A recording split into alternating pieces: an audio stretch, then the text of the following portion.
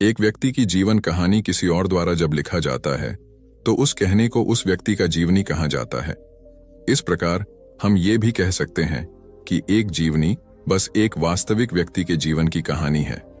यह किसी ऐसे व्यक्ति के बारे में हो सकता है जो अभी भी जीवित है, किसी ऐसे व्यक्ति के बारे में जो सदियों पहले रहता था, किसी ऐसे व्यक्ति के बारे में जो विश्व स्तर पर प्रसिद्ध है, किसी गुमनाम नायक के बारे में जिसे इतिहास भूल गया है, या यहां तक कि लोगों के एक अनोखे समूह के बारे में भी हो सकता है। जीवनी में जीवन के तथ्य, जन्म से लेकर मृत्यु तक, या लेखक का वर्तमान दिन, जीवन बदलने वाले क्षणों को अक्सर केंद्र में रखते हुए शामिल किए जाते हैं। लेखिका अपने विषय का एक सर्वांगीण विवरण तैयार करने के लिए आमतौर पर विषय के बचपन, आने वाली उम्र की घटनाओं, रिश्तों, असफलताओं और सफलताओं की ओर इशारा करती है। कभी कभी हम जाने अनजाने में कुछ ऐसी गलतियां कर जाते हैं जिनका पछतावा हमें फिर बाद में होता रहता है। जब हम गलतियां करते हैं तब हम इस बात का बिल्कुल भी पता नहीं रखते हैं। इस गलती से हमारे जीवन में आगे चलकर कोई प्रभाव भी पड़ सकता है। कभी कभी हमारी ज्यादा अच्छाई भी हमारे दुख का कारण बन जाती है। हमें पता ही नहीं चलता है कि हम स्वयं ही अपने लिए खाई खोद रहे हैं। These 7 things of an intelligent person should never be told to anyone। एक समय की बात है। एक नगर में एक युवक रहता था। युवक का परिवार बहुत गरीब था। उसके परिवार में आए दिन किसी न किसी बात को लेकर झगड़े चलते रहते थे। वह युवक इन झगड़ों से बहुत परेशान था। जब वह युवक ने पारिवारिक झगड़े को रोकने की बहुत कोशिश की, पर वह झगड़े रुकने की जगह बढ़ते ही जा रहे थे, तो युवक काम की तलाश में लोगों के पास जाता तो लोग पूछते हैं कि भाई तुम कितना वेतन लोगे, तो उनसे कहना कि आप मुझे बस काम दे दीजिए। मेरे परिवार की आर्थिक स्थिति बहुत खराब है। आर्थिक स्थिति बहुत खराब है, मुझे काम की बहुत आवश्यकता है, आप बस मुझे काम पर रख लीजिए और आप जितना दोगे मैं उतना ही ले लूंगा। तो लोग उसकी मजबूरी का फायदा उठाकर उसे कम कीमत पर काम पर रख लेते, क्योंकि उसने लोगों को खुद ही मौका दे दिया। लोगों को पता था कि उसे काम की बहुत जरूरत है, वह कम पैसों में भी काम कर लेगा। और जब वह युवक अपने मित्रों के पास, अपने सगे संबंधियों के पास बैठता, तब भी वह अपनी गरीबी की बातें करता। वह अपने मित्र और सगे संबंधियों से कहता कि मैं क्या करूं, मेरा परिवार बहुत गरीब है, हमें 2 वक्त की दाल रोटी भी ठीक से नसीब नहीं होती और आए दिन परिवार में लड़ाई झगड़े होते रहते हैं। मुझे तो कुछ भी समझ में नहीं आता कि मैं करूं क्या।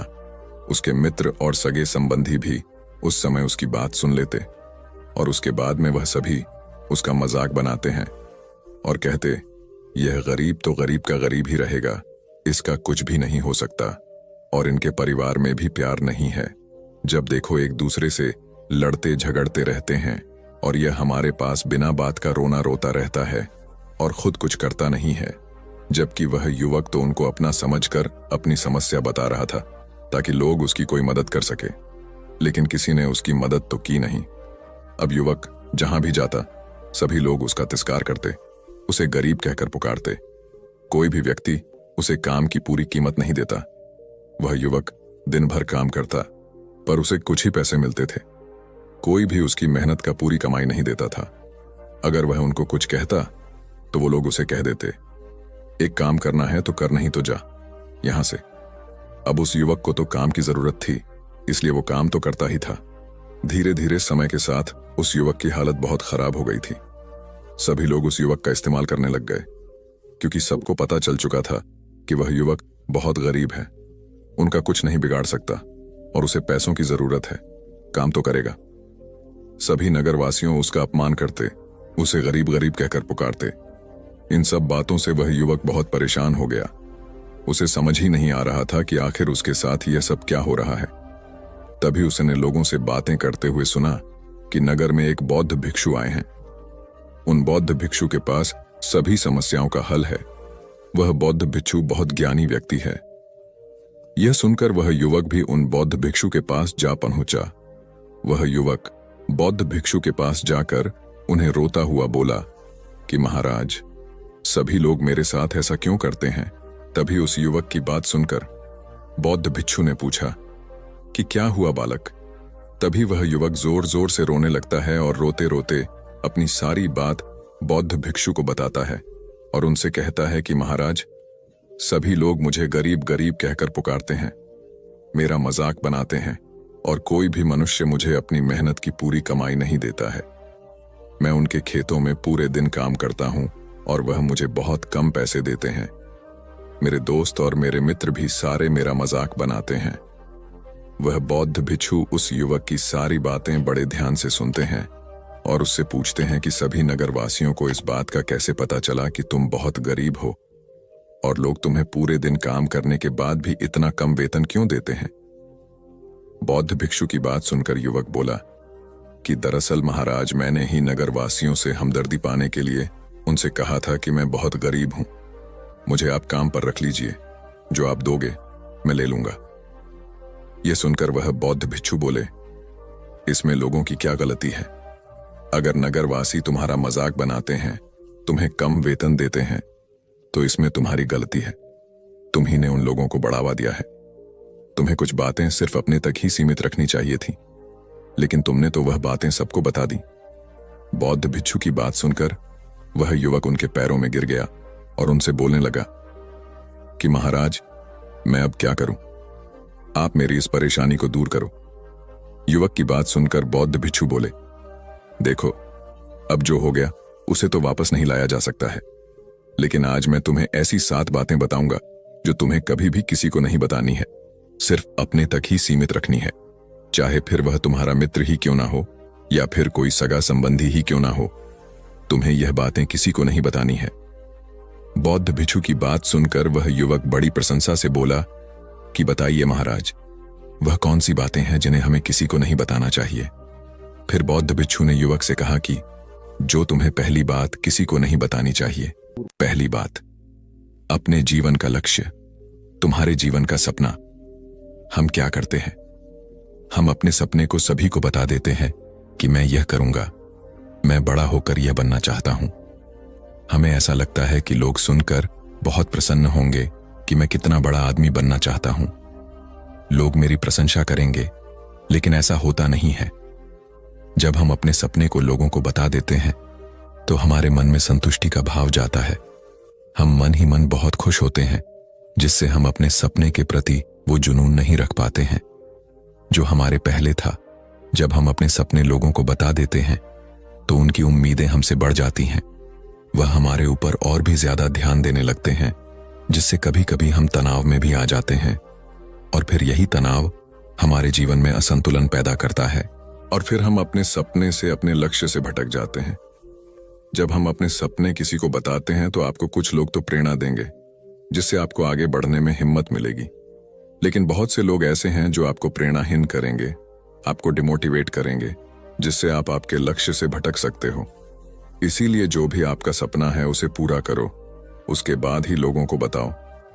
अगर पहले बता दोगे तो लोग रुकावटें पैदा कर देंगे, और सपने को अगर चुपचाप तुमने पूरा किया तो लोगों को स्वतः ही पता चल जाएगा कि तुमने कौन सा सपना हासिल किया है। इसीलिए कभी भी किसी को अपना सपना मत बताओ, अपना लक्ष्य मत बताओ। फिर बौद्ध भिक्षु ने युवक से कहा कि दूसरी बात जो तुमने किसी को नहीं बतानी है, दूसरी बात, हमारी समस्याएं, हमारी परेशानियां। हम क्या करते हैं, जैसे हमें कोई समस्या होती है, कोई परेशानी आती है, तो हम तुरंत लोगों के पास उसके समाधान के लिए पहुंच जाते हैं, उन्हें अपना दुखड़ा सुनाने लगते हैं। लेकिन दूसरे लोगों को अपनी परेशानी बताने का मतलब है स्वयं के लिए एक और परेशानी खड़ी करना, क्योंकि जब हम किसी से अपनी परेशानी बताते हैं तब तो हमें बहुत अच्छा महसूस होता है। हमें ऐसे लगता है कि मानो हमारा थोड़ा सा दुख तो चला गया, लेकिन सभी लोग हमारी परेशानियां कम नहीं करते, बल्कि उन्हें और बढ़ा देते हैं और हमारे सामने कई नई परेशानियां खड़ी कर देते हैं। हम जितने लोगों के साथ अपनी समस्याएं बताते हैं, उनमें से 70% लोग तो ऐसे होते हैं जिनको हमारी परेशानियों से कोई फर्क नहीं पड़ता, बल्कि वह तो हमारा मजाक बनाते हैं, और 20% लोगों को यह जानकर खुशी होती है, और 10% ऐसे लोग ही होते हैं कि जिनको थोड़ा बहुत फर्क पड़ सकता है कि हम कितने परेशान हैं। लेकिन फर्क पड़ने का मतलब यह नहीं है कि वह तुम्हारा साथ दे ही देंगे।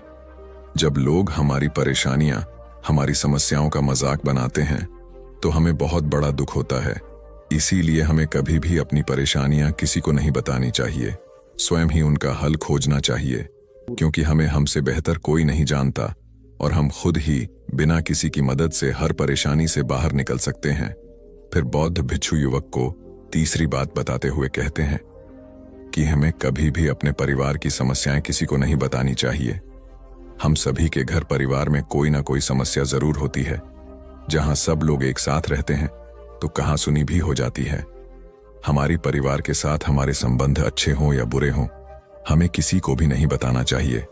जब हम दूसरों को इसके बारे में बताते हैं तो लोग मजे लेकर तुम्हारी बातें सुनते हैं। उन्हें कोई फर्क नहीं पड़ता कि तुम किस परेशानी में हो, बल्कि वह लोग तो उन कमजोरियों का फायदा उठाने की कोशिश करेंगे।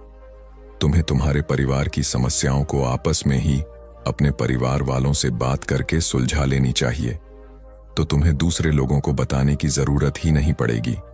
और जब हम अपने और अपने परिवार के समस्याएं लोगों को बताते हैं तो लोग हमें कमजोर समझने लगते हैं, हमारे बारे में सोचने लगते हैं कि यह तो कुछ नहीं कर पाएगा, यह अपने परिवार को नहीं संभाल सकता, इतनी छोटी छोटी बातों पर ही परेशान हो रहा है, तो यह आगे चलकर जीवन में बड़ी बड़ी समस्याओं का सामना कैसे करेगा।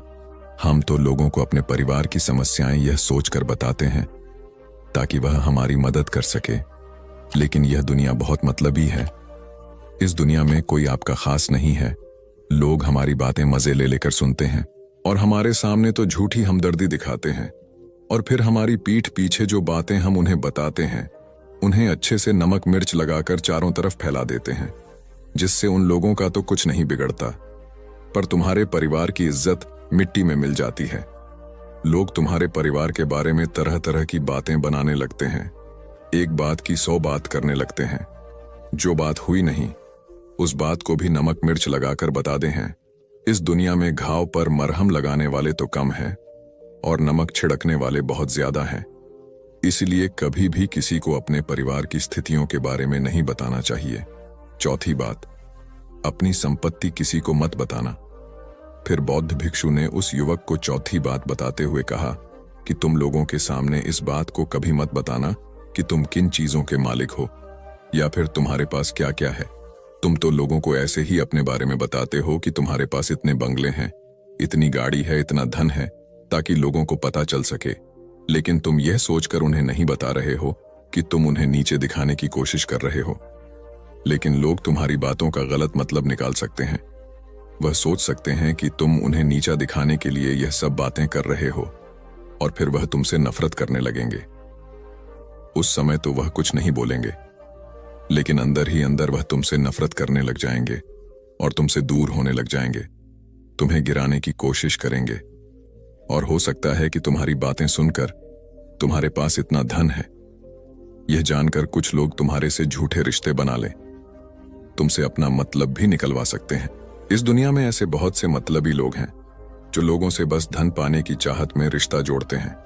इसीलिए तुम्हें अपना धन किसी को नहीं बताना चाहिए। समय के खेल का किसी को पता नहीं। आज अच्छा है तो जरूरी नहीं कल भी अच्छा हो। मान लो आज तुम्हारे पास खूब धन दौलत है, लेकिन अगर कभी आपके पास नहीं रहे और आप लोगों से मदद मांगोगे तो लोग आपकी मदद नहीं करेंगे, बल्कि आपको ताने मरेंगे। आपसे कहेंगे कि तुम्हारे पास तो इतना धन था, कहाँ गया वह धन? तुम सच बोलते थे या फिर झूठ मूठ का गुणगान करते रहते थे। और हमें अपनी धन दौलत की बात लोगों के सामने इसलिए भी नहीं बतानी चाहिए क्योंकि इस दुनिया में बहुत से ऐसे लोग हैं जिनके पास पीने के लिए स्वच्छ पानी भी नहीं है। वह गंदा पानी पीते हैं। उनके पास खाने के लिए 2 वक्त की रोटी भी नहीं है, जबकि तुम्हारे पास सब कुछ है।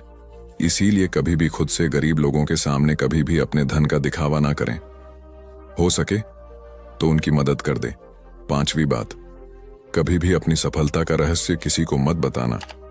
फिर बौद्ध भिक्षु ने उस युवक को 5वीं बात बताते हुए कहा कि कभी भी अपनी सफलता का रहस्य किसी को मत बताना। हमने सफलता हासिल कैसे की है यह बताना कोई गलत नहीं है। अगर कोई मनुष्य उससे सीख कर आगे बढ़ता है तो यह बहुत अच्छी बात है, लेकिन अधिकतर लोग क्या करते हैं, हमारे बताए गए रास्ते पर हूबहू चलना शुरू कर देते हैं, और अगर वह हमारे बताए गए रास्ते पर चलकर असफल हो जाते हैं तो फिर वह हमें ही दोष देने लगते हैं, जबकि हमने तो उनके लिए अच्छा ही किया था, मगर वह हमें ही दोषी मानने लगते हैं और कहते हैं कि काश मैं इसकी बातों में नहीं आया होता, इसने तो मुझे गलत रास्ता बता दिया। जबकि सबके लिए सफलता का एक ही तरीका काम नहीं करता। जिस तरीके से तुम सफल हुए हो, जरूरी नहीं कि वैसे ही उन्हें भी सफलता मिल जाए। इसीलिए कभी भी किसी को अपनी सफलता का रहस्य मत बताओ। अगर वह मनुष्य सच में ही तुमसे सफलता का मार्ग जाने की कोशिश करे और उस कार्य उसे बहुत लगन हो और वह बहुत दृढ़ संकल्पी हो कि नहीं, मुझे तो यह कार्य करना ही है, तो तुम उसे जरूर बता सकते हो। लेकिन तुम आगे से कभी भी किसी को कुछ मत बताओ। नहीं तो अगर वह लोग असफल रहे तो वह तुम्हें ही दोषी मानने लगेंगे। उन लोगों को इस बात से कोई फर्क नहीं पड़ता कि तुम उनके लिए अच्छा कर रहे हो। वह असफल होने पर तुमसे घृणा करने लगेंगे, तुम्हें भला बुरा बोलने लगेंगे। इसीलिए कभी किसी को कुछ मत बताओ। छठवीं बात, अपने द्वारा की गई मदद का ढिढोरा मत पीटो।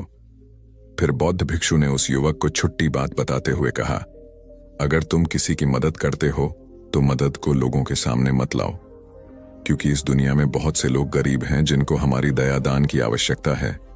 लेकिन अगर तुम उन गरीब लोगों की इसलिए मदद करते हो ताकि लोग आपकी तारीफ करें, लोग आपको अच्छी नजरों से देखें, समाज में आपका नाम हो, तो ऐसा दिखावा कभी मत करो।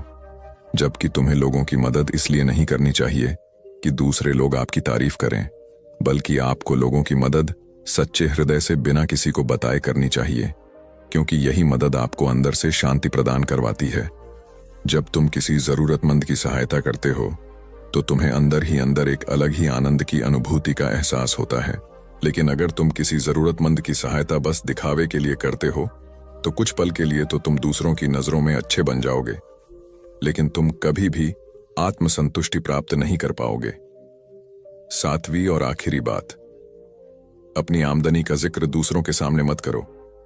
फिर बौद्ध भिक्षु उस युवक को सातवीं और अंतिम बात बताते हुए कहते हैं कि कभी भी अपनी आमदनी का जिक्र दूसरों के सामने मत करो, क्योंकि यह एक ऐसी बात है जिसे हमें हमेशा हमारे परिवार तक ही सीमित रखनी चाहिए।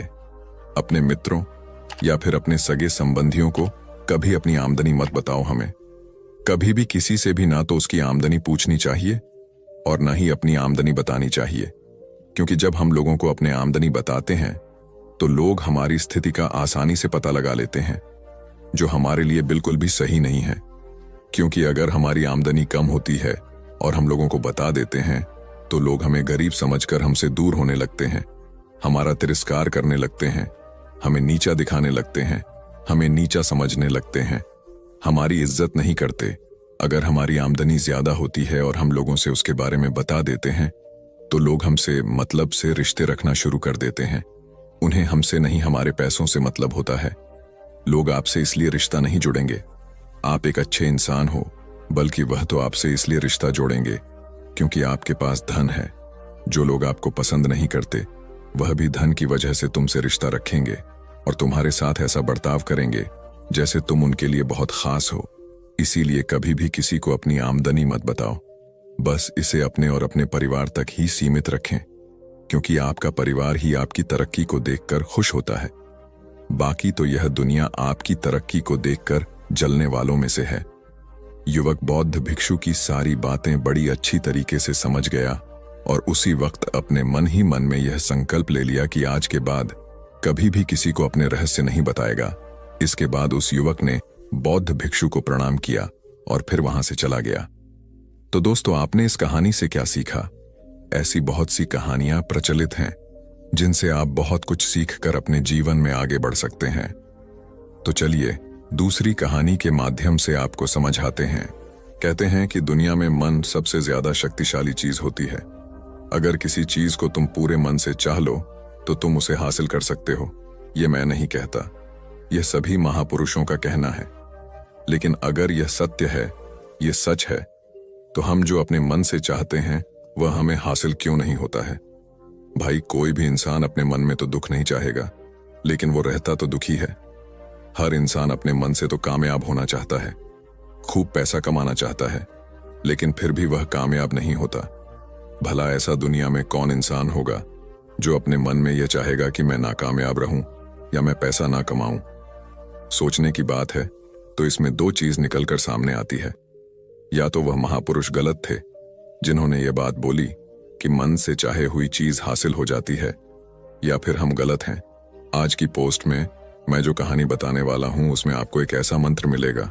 उसे समझने के बाद आपको एक ऐसा मंत्र का पता चलेगा जिससे आप यह समझ पाएंगे कि अपने मन से कोई भी चीज कैसे करवाई जाती है, मन में किसी भी बात का बीज कैसे बोया जाता है।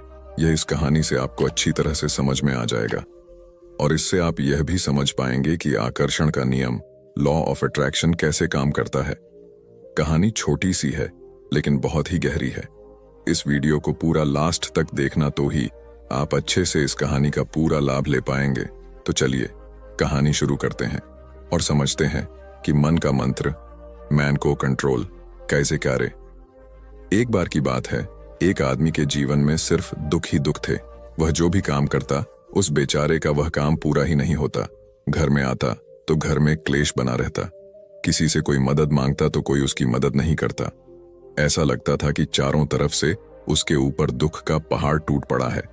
उसे समझ नहीं आ रहा था कि मैं इन दुखों से कैसे पार पाऊं। वह दिन रात यही सोचता रहता था कि अपने दुखों से छुटकारा कैसे पाना है।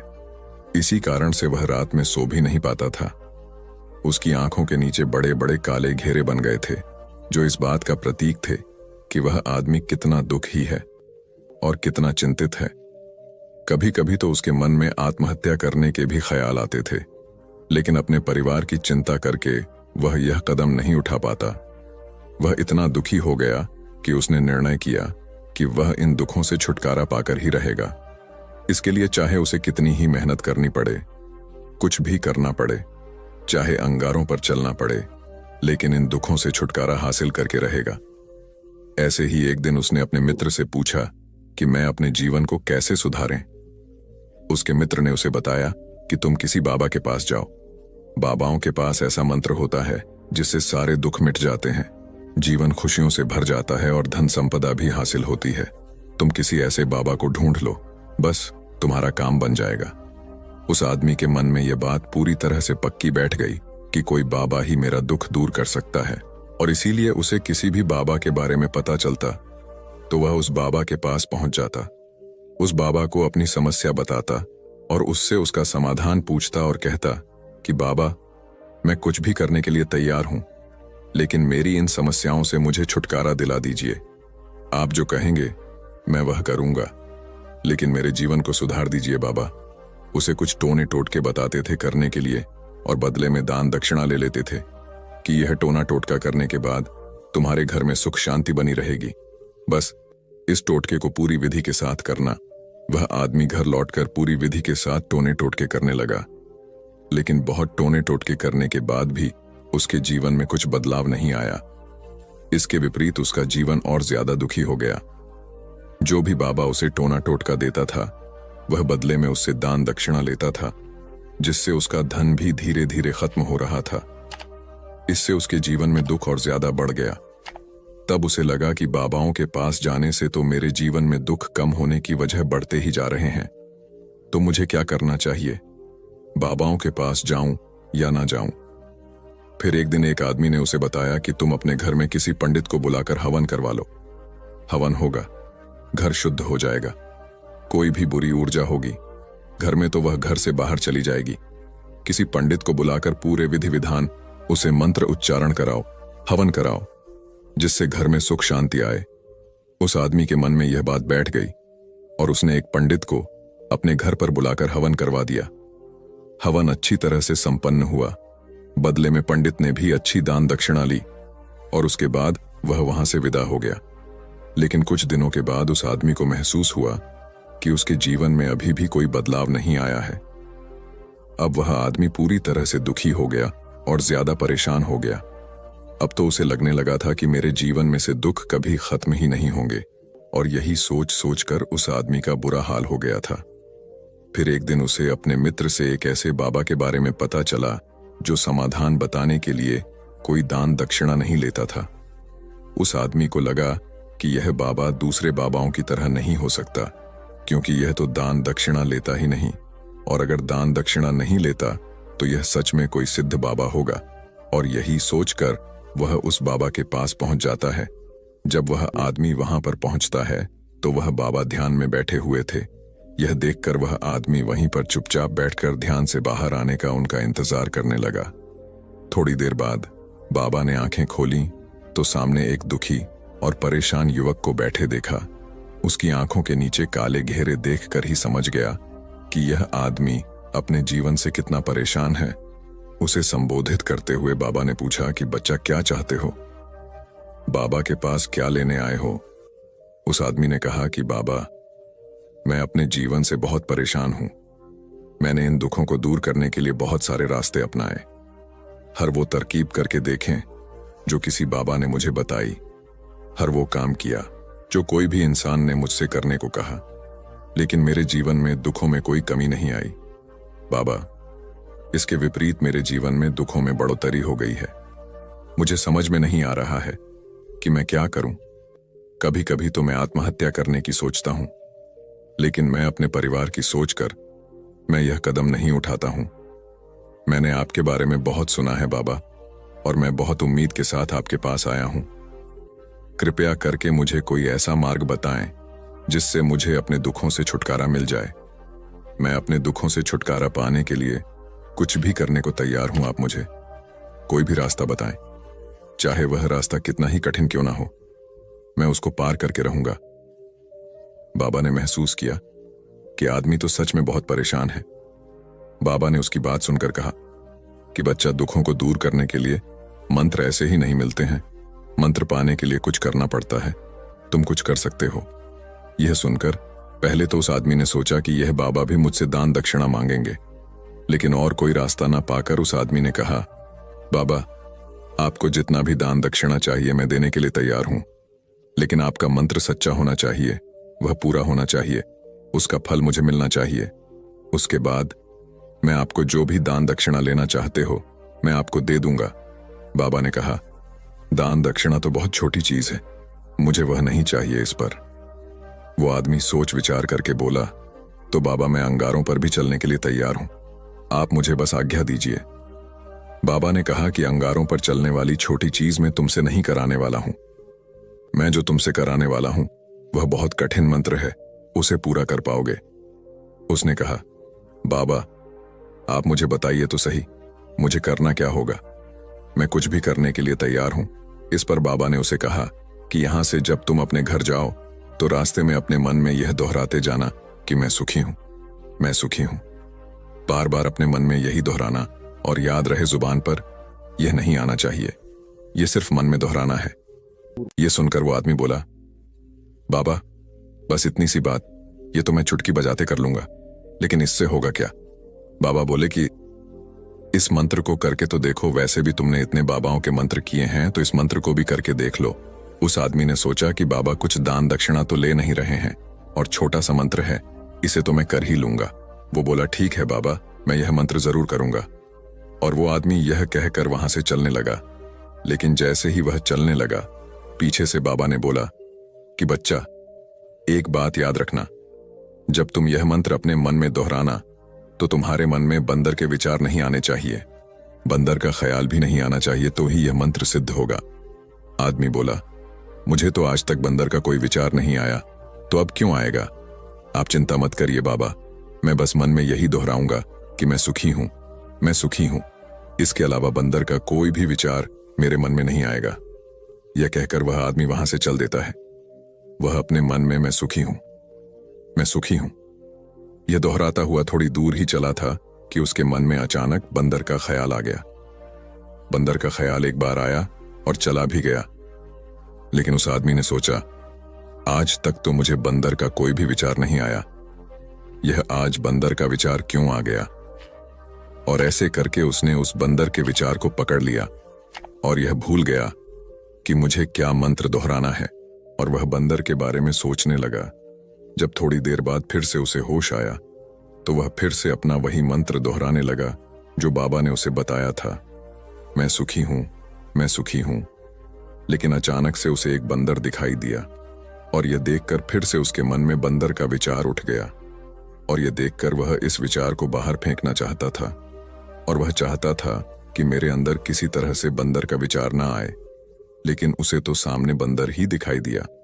ऐसे ही जद्दोजहद करते करते घर पर पहुंचा, और घर पर पहुंचने के बाद अपनी पत्नी को कहा कि हे बंदरिया, मुझे खाने में बंदर परोस दो। और जब उसे एहसास हुआ कि उसने क्या बोल दिया तो वह अपने बाल नोचने लगा और दीवारों में सर मारने लगा कि आज तक मुझे बंदर का कोई भी विचार नहीं आया और आज मुझे यह क्या हो गया है कि मुझे हर जगह बंदर ही बंदर नजर आ रहे हैं। यह कैसी माया है। यही सोच सोच कर वह आदमी रात भर सो नहीं पाया। रात भर करवटें बदलते रहा और सुबह उठकर सीधे उसी बाबा के पास पहुंच गया और उसके चरणों में गिरकर कहा कि बाबा, पता नहीं क्या चमत्कार हो रहा है। आज तक मुझे बंदर का कोई विचार नहीं आया, लेकिन कल से जब से आपने मुझसे कहा कि बंदर का विचार नहीं आना चाहिए, तब से मुझे हर जगह बंदर ही बंदर नजर आ रहे हैं। उस आदमी ने कहा कि बाबा, मुझे तो आपके पीछे पेड़ पर बैठा बंदर केले खाते हुए दिखाई दे रहा है। यह हो क्या रहा है बाबा? यह सुनकर बाबा हंसने लगे। हाँ हाँ हाँ हाँ, बच्चा, मन का जाल एक ऐसा जाल है जिसे समझ पाना इतना आसान नहीं है। बंदर तो तुम्हारे रास्ते में पहले भी आते थे। जब तुम मेरे पास आए थे तो इन्हीं पेड़ों पर ये बंदर घूम रहे थे, लेकिन तब तुम्हारे ध्यान में ये बंदर नहीं था। तब तुम्हारे ध्यान में सिर्फ दुख थे। इसके बाद बाबा ने उसे बताया कि बच्चा, हम जिस चीज से भी दूर भागना चाहते हैं वही चीज हमारे मन में बहुत गहरे में प्रविष्ट हो जाती है और हमारे अंतर्मन में समा जाती है। असल में हम जिस चीज से छुटकारा पाना चाहते हैं उससे छुटकारा इसीलिए पाना चाहते हैं कि वह हमारे साथ बहुत गहरे से जुड़ी हुई है, और हम जितना ही उससे छुटकारा पाना चाहते हैं वह उतनी ही गहरी हमारे मन में बैठती चली जाती है और आखिरकार हमारे अंतर्मन में छा जाती है। ऊपर से तो हम चाहते हैं सुखी होना, कि मैं सुखी हूं, सुखी हूं। हमारे होंठ भी यही बोलते रहते हैं, लेकिन हमारे मन में दुख समाये होते हैं। हमारे विचारों में हमारे मन में दुख ही दुख दिखाई देते हैं। इसीलिए अपनी जुबान से बार बार यह बोलने से कि मैं सुखी हूं, मैं सुखी हूं, हम सुखी नहीं होंगे जब तक यह मंत्र हमारे अंतर्मन में प्रविष्ट नहीं होगा। इस पर उस आदमी ने पूछा कि बाबा, लेकिन यह मंत्र हमारे अंतर्मन में प्रविष्ट कैसे होगा? यह सुनकर बाबा ने कहा कि बच्चा, अपने दुखों से लड़ना बंद कर दो। जब तक तुम अपने दुखों को दूर करने की सोचते रहोगे तब तक वो दुख तुमसे चिपके रहेंगे। तब तक वो दुख तुम्हारे अंतर्मन पर अपना राज्य बनाए बैठे रहेंगे, और जिस दिन तुम उन दुखों के बारे में सोचना ही छोड़ दोगे, उन दुखों से छुटकारा ही नहीं पाना चाहोगे, उसी दिन से तुम्हारे जिंदगी से दुख गायब हो जाएंगे। क्योंकि किसी भी चीज से छुटकारा पाने के लिए हमें उस चीज के बारे में सोचना पड़ता है, और हम जितना ही उस चीज के बारे में सोचते हैं वह उतनी ही गहरी हमारे मन में प्रविष्ट होती चली जाती हैं। निष्कर्ष, हम अधिकतर समय दुखों के बारे में ही सोचते हैं। हम यही सोचते हैं कि हमारे जीवन में दुख है और हमें इससे छुटकारा पाना है। इसी वजह से बार बार सोचने से वो दुख हमारे अंतर्मन में प्रविष्ट हो जाते हैं और हमें एहसास भी नहीं होता। इसीलिए अगर तुम दुखों से छुटकारा पाना चाहते हो तो दुखों से छुटकारा पाने के बारे में सोचना छोड़ दो, तुम्हें दुखों से छुटकारा मिल जाएगा। अक्सर आदमी धूम्रपान छोड़ना चाहता है, शराब छोड़ना चाहता है, सुबह अपने आप से यह वादा करता है कि मैं कोई भी गलत काम नहीं करूंगा, लेकिन शाम को जब लौटता है तो नशे में चूर होकर लौटता है। ऐसा क्यों होता है? जो हम सोच रहे हैं वह पूरा कर ही नहीं पा रहे हैं। असल में हम उस चीज को बहुत ज्यादा तवज्जो दे रहे हैं, उस चीज को बहुत ज्यादा अहमियत दे रहे हैं। जब भी हम उस चीज को छोड़ने के बारे में सोचते हैं तो हम उसकी इम्पोर्टेंस यानी कि विशेषता और ज्यादा बढ़ा देते हैं। हमारा मन उस चीज के बारे में जितना ज्यादा सोचेगा, शराब या धूम्रपान छोड़ने के बारे में जितना ज्यादा सोचेगा, हमारा मन उतना ही उस चीज के पीछे ज्यादा भागेगा। हमें उस चीज से लड़ना नहीं है, बल्कि बिना सोचे गुजर जाना है। और अगर हम इस मंत्र को समझ लेते हैं तो हम अपने जीवन में जो भी पाना चाहते हैं उसे अपने अंतर्मन में डाल सकते हैं, और एक बार वो लक्ष्य हमारे अंतर्मन में बैठ जाता है तो फिर सफलता पाने में कोई समस्या नहीं आती, कोई दिक्कत नहीं आती। तो दोस्तों, कैसी लगी आपको यह कहानी? हमें कमेंट करके बताएं और इस वीडियो को ज्यादा से ज्यादा शेयर करें। धन्यवाद दोस्तों। आज एक और वीडियो में हम बात करेंगे बिलीव सिस्टम के बारे में। दोस्तों, अगर आप खुद के ऊपर विश्वास करते हैं, बिलीव इन योरसेल्फ, यह दुनिया की सबसे बड़ी ताकत है, और आप खुद के ऊपर विश्वास करके जो चाहो वो अपने जीवन में हासिल कर सकते हैं। दोस्तों, उस लड़के के सामने भी चुनौती थी, संकट था, लेकिन उसने सकारात्मकता का साथ नहीं छोड़ा। जिंदगी में आप जिस भी मुकाम पर हो, जिस भी संकट में फंस जाए, जिस भी स्थिति में हो, अगर आपने सकारात्मक का साथ कभी नहीं छोड़ा तो यकीन मानिए आप उस संकट से आप बाहर निकल आएंगे। दोस्तों, यह कहानी एक दिव्यांग राजा की है जिसके राज्य में कोई भी परेशानी या समस्या नहीं थी।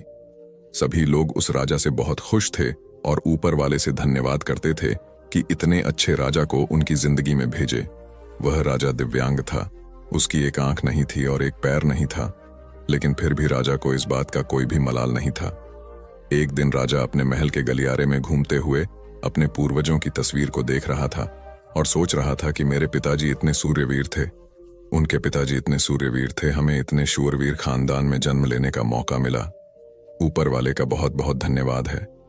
राजा ने सभी चित्र को देखते हुए आखिरी चित्र तक पहुंचा और फिर उस खाली जगह को देखा तो वह चिंता में पड़ गया, क्योंकि उसे यह मालूम था कि अब यहां जो तस्वीर लगेगी वह उसी की लगेगी।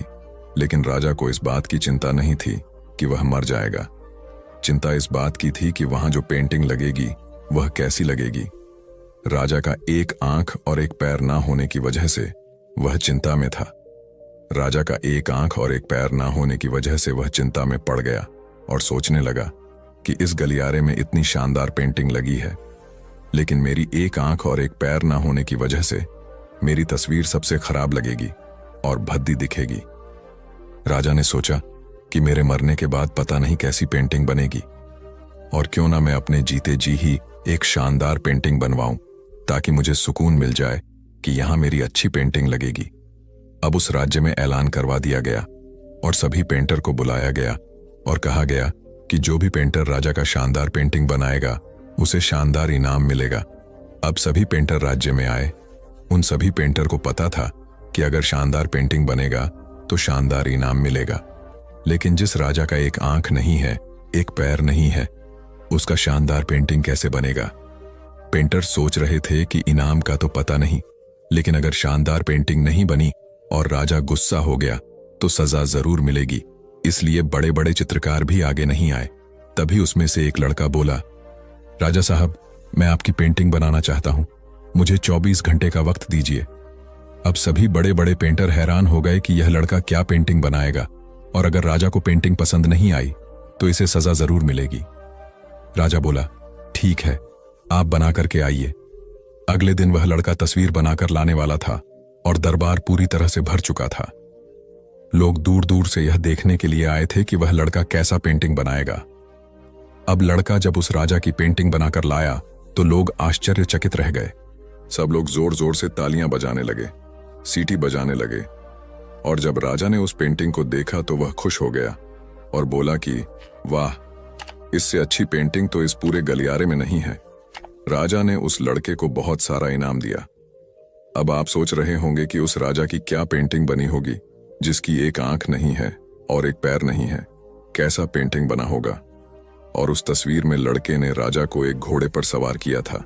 एक साइड से उस राजा का एक पैर दिखा रहा था और राजा तीरंदाजी करते हुए निशाना लगा रहा था, और निशाना लगाते वक्त एक आंख बंद हो जाती है, और उस लड़के ने उस राजा की वही आंख बंद की थी जो राजा के पास नहीं थी।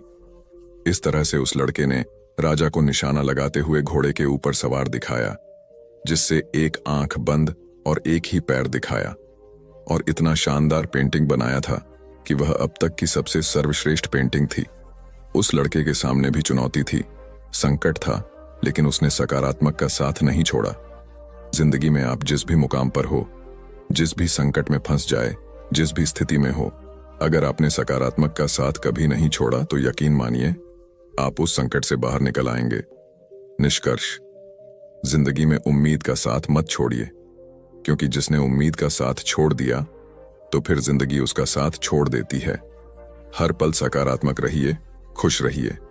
ऊपर वाले के आशीर्वाद के साथ और अपनों के प्यार के साथ अपनी अच्छी और सच्ची मेहनत के साथ कर दिखाओ कुछ ऐसा कि दुनिया करना चाहे आपके जैसा। अब हम आपको अपनी तीसरी और आखिरी कहानी के माध्यम से समझाएंगे कि कैसे आप कुछ बातों का ध्यान रखकर, कुछ बातों को किसी को भी न बताकर अपने जीवन को आगे बढ़ा सकते हैं और सफलता हासिल कर सकते हैं। तो चलिए शुरू करते हैं आखिरी कहानी। एक दिन एक किसान बुद्ध के पास आया और बोला, महाराज, मैं एक साधारण किसान हूं, बीज बोकर, हल चलाकर अनाज उत्पन्न करता हूं और तब उसे ग्रहण करता हूं, किंतु इससे मेरे मन को तसल्ली नहीं मिलती। मैं कुछ ऐसा करना चाहता हूं जिससे मेरे खेत में अमृतत्व के फल उत्पन्न हों। आप मुझे मार्गदर्शन दीजिए जिससे मेरे खेत में अमृतत्व के फल उत्पन्न होने लगें। बात सुनकर बुद्ध मुस्कुराकर बोले, भले व्यक्ति, तुम्हें अमृतत्व का फल तो अवश्य मिल सकता है, किंतु इसके लिए तुम्हें खेत में बीज न बोकर अपने मन में बीज बोने होंगे। यह सुनकर किसान हैरानी से बोला, प्रभु, आप यह क्या कह रहे हैं? भला मन के बीज बोकर भी फल प्राप्त हो सकते हैं? बुद्ध बोले, बिल्कुल हो सकते हैं, और इन बीजों से तुम्हें जो फल प्राप्त होंगे वे वाकई साधारण न होकर अद्भुत होंगे, जो तुम्हारे जीवन को भी सफल बनाएंगे और तुम्हें नेकी की राह दिखाएंगे। किसान ने कहा, प्रभु, तब तो मुझे अवश्य बताइए कि मैं मन में बीज कैसे बोऊं? बुद्ध बोले, तुम मन में विश्वास के बीज बो, विवेक का हल चलाओ, ज्ञान के जल से उसे सींचो और उसमें नम्रता का उर्वरक डालो। इससे तुम्हें अमृतत्व का फल प्राप्त होगा। उसे खाकर तुम्हारे सारे दुख दूर हो जाएंगे और तुम्हें असीम शांति का अनुभव होगा। बुद्ध से अमृतत्व के फल की प्राप्ति की बात सुनकर किसान की आंखें खुल गईं। वह समझ गया कि अमृतत्व का फल सद्विचारों के द्वारा ही प्राप्त किया जा सकता है। गौतम बुद्ध किसी उपवन में विश्राम कर रहे थे। तभी बच्चों का एक झुंड आया और पेड़ पर पत्थर मारकर आम गिराने लगा। एक पत्थर बुद्ध के सर पर लगा और उससे खून बहने लगा। बुद्ध की आंखों में आंसू आ गए। बच्चों ने देखा तो भयभीत हो गए। उन्हें लगा कि अब बुद्ध उन्हें भला बुरा कहेंगे। बच्चों ने उनके चरण पकड़ लिए और उनसे क्षमा याचना करने लगे। उनमें से एक बच्चे ने कहा, हमसे बड़ी भूल हो गई है, मेरी वजह से आपको पत्थर लगा और आपके आंसू आ गए। इस पर बुद्ध ने कहा, बच्चों, मैं इसलिए दुखी हूं कि तुमने आम के पेड़ पर पत्थर मारा तो पेड़ ने बदले में तुम्हें मीठे फल दिए, लेकिन मुझे मारने पर मैं तुम्हें सिर्फ भय दे सका। एक बार भगवान बुद्ध अपने अनुयायियों के साथ किसी गांव में उपदेश देने जा रहे थे। उस गांव से पूर्व ही मार्ग में उन लोगों को जगह जगह बहुत सारे गड्ढे खुदे हुए मिले। बुद्ध के एक शिष्य ने उन गड्ढों को देखकर जिज्ञासा प्रकट की, आखिर इस तरह के गड्ढे खुदे होने का तात्पर्य क्या है?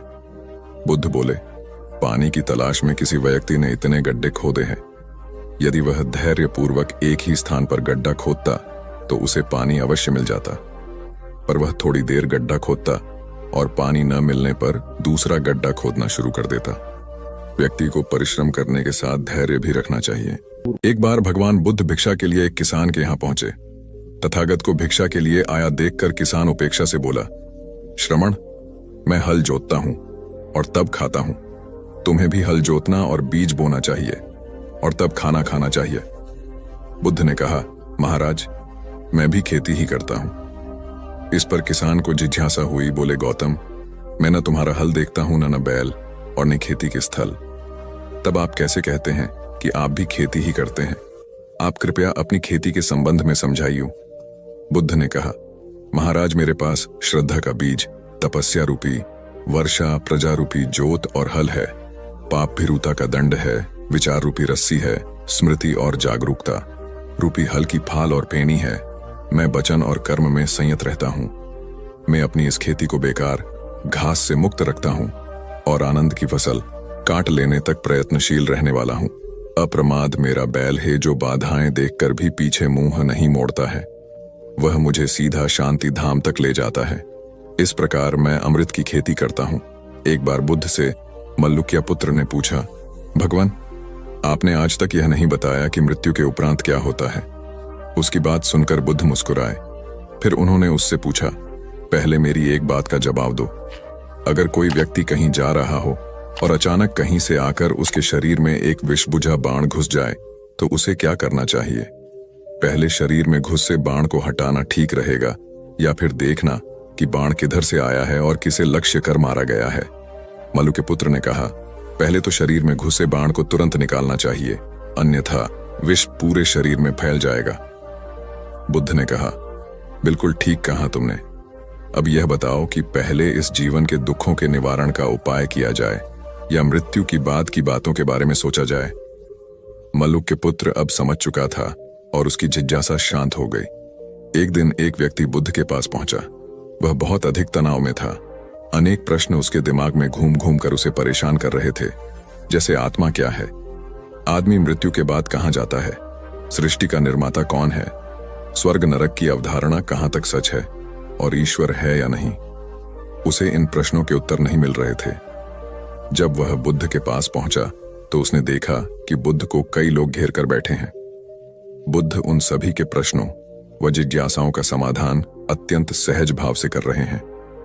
काफी देर तक यह क्रम चलता रहा, किंतु बुद्ध धैर्यपूर्वक हर एक को संतुष्ट करते रहे। बेचारा व्यक्ति वहां का हाल देखकर परेशान हो गया। उसने सोचा कि इन्हें दुनियादारी के मामलों में पड़ने से क्या लाभ, अपना भगवत भजन करें और बुनियादी समस्याओं से ग्रस्त इन लोगों को भगाए। किंतु बुद्ध का व्यवहार देखकर तो ऐसा लग रहा था मानो इन लोगों का दुख उनका अपना दुख है। आखिर उस व्यक्ति ने पूछ ही लिया, महाराज, आपको इन सांसारिक बातों से क्या लेना देना? बुद्ध बोले, मैं ज्ञानी नहीं हूं और इंसान हूं। वैसे भी वह ज्ञान किस काम का जो इतना घमंडी और आत्मकेंद्रित हो कि अपने अतिरिक्त दूसरे की चिंता ही न कर सके। ऐसा ज्ञान तो अज्ञान से भी बुरा है। बुद्ध की बातें सुनकर व्यक्ति की उलझन दूर हो गई। उस दिन से उसकी सोच व आचरण दोनों बदल गए। कथा का सार यह है कि ज्ञान तभी सार्थक होता है जब वह लोक कल्याण में संलग्न हो। महात्मा बुद्ध एक गांव में ठहरे हुए थे। वे प्रतिदिन शाम को वहां पर सत्संग करते थे। भक्तों की भीड़ होती थी क्योंकि उनके प्रवचनों से जीवन को सही दिशा बोध प्राप्त होता था। बुद्ध की वाणी में गजब का जादू था। उनके शब्द श्रोता के दिल में उतर जाते थे। एक युवक प्रतिदिन बुद्ध का प्रवचन सुनता था। एक दिन जब प्रवचन समाप्त हो गए तो वह बुद्ध के पास गया और बोला, महाराज, मैं काफी दिनों से आपके प्रवचन सुन रहा हूं, किंतु यहां से जाने के बाद मैं अपने गृहस्थ जीवन में वैसा सदाचरण नहीं कर पाता जैसा यहां से सुनकर जाता हूं। इससे सत्संग के महत्व पर शंका भी होने लगती है। बताइए, मैं क्या करूं? बुद्ध ने युवक को बांस की एक टोकरी देते हुए उसमें पानी भरकर लाने के लिए कहा। युवक टोकरी में जल भरने में असफल रहा। बुद्ध ने यह कार्य निरंतर जारी रखने के लिए कहा। युवक प्रतिदिन टोकरी में जल भरने का प्रयास करता, किंतु सफल नहीं हो पाता। कुछ दिनों बाद बुद्ध ने उससे पूछा, इतने दिनों से टोकरी में लगातार जल डालने से क्या टोकरी में कोई फर्क नजर आया? युवक बोला, एक फर्क जरूर नजर आया है। पहले टोकरी के साथ मिट्टी जमा होती थी, अब वह साफ दिखाई देती है। कोई गंदगी नहीं दिखाई देती है और इसके छेद पहले जितने बड़े नहीं रह गए, वे बहुत छोटे हो गए हैं। तब बुद्ध ने उसे समझाया, यदि इसी तरह उसे पानी में निरंतर डालते रहोगे तो कुछ ही दिनों में ये छेद फूलकर बंद हो जाएंगे और टोकरी में पानी भर पाओगे। इसी प्रकार जो निरंतर सत्संग करते हैं उनका मन एक दिन अवश्य निर्मल हो जाता है। अवगुणों के छिद्र भरने लगते हैं और गुणों का जल भरने लगता है। युवक ने बुद्ध से अपनी समस्या का समाधान पा लिया। निरंतर सत्संग से दुर्जन भी सज्जन हो जाते हैं, क्योंकि महापुरुषों की पवित्र वाणी उनके मानसिक विकारों को दूर कर उनमें सद्विचारों का आलोक प्रसारित कर देती है। एक आदमी को बुद्ध ने सुझाव दिया कि दूर से पानी लाते हो, क्यों नहीं अपने घर के पास एक कुआं खोद लेते? हमेशा के लिए पानी की समस्या से छुटकारा मिल जाएगा। सलाह मानकर उस आदमी ने कुआं खोदना शुरू किया, लेकिन 7-8 फीट खोदने के बाद उसे पानी तो क्या, गीली मिट्टी का भी चिन्ह नहीं मिला।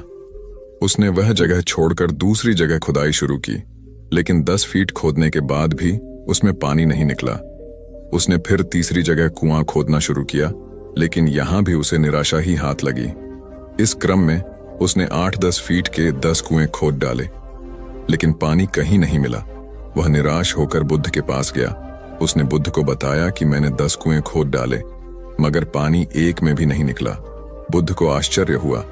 वे स्वयं चलकर उस स्थान पर आए जहां उसने 10 गड्ढे खोदे हुए थे। बुद्ध ने उन गड्ढों की गहराई देखी और सारा माजरा समझ गए। फिर वे बोले, 10 कुएं खोदने की बजाय एक कुएं में ही तुम अपना सारा परिश्रम लगाते तो पानी कब का मिल गया होता। तुम सब गड्ढों को बंद कर दो, केवल एक को गहरा करते जाओ, पानी निकल आएगा। उसने बुद्ध की बात मानकर ऐसा ही किया। परिणाम स्वरूप कुआं पूर्ण होते ही पानी निकल आया। सबने भगवान बुद्ध की जय जयकार की। धन्ना सेठ के पास 7 पुश्तों के पालन पोषण जितना धन था। उसका व्यापार चारों तरफ फैला हुआ था, किंतु फिर भी उसका मन अशांत रहता था। कभी धन की सुरक्षा की चिंता तो कभी व्यापारिक प्रतिस्पर्धा में आगे निकलने का तनाव। चिंता और तनाव के कारण वह अस्वस्थ रहने लगा। उसके मित्र ने उसकी गिरती दशा देखी तो उसे बुद्ध के पास जाने की सलाह दी। सेठ बुद्ध के पास पहुंचा और अपनी समस्या बताई। बुद्ध ने उसे सांत्वना देते हुए कहा, तुम घबराओ मत, तुम्हारा कष्ट अवश्य दूर होगा, बस तुम यहाँ कुछ दिन रहकर ध्यान किया करो। बुद्ध के कहे अनुसार सेठ ने रोज ध्यान करना शुरू कर दिया, किंतु सेठ का मन ध्यान में नहीं लगा। वह जैसे ही ध्यान करने बैठता उसका मन फिर अपनी दुनिया में चला जाता। उसने बुद्ध को यह बात बताई, किंतु बुद्ध ने कोई उपाय नहीं बताया। थोड़ी देर बाद जब सेठ बुद्ध के साथ वन में सायंकालीन भ्रमण कर रहा था तो उसके पैर में एक कांटा चुभ गया। वह दर्द के मारे कराहने लगा।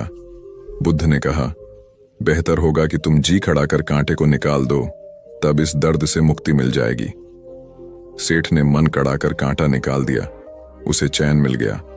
तब बुद्ध ने उसे समझाया, ऐसे ही लोभ, मोह, क्रोध, घमंड व द्वेष के कांटे तुम्हारे मन में गड़े हैं।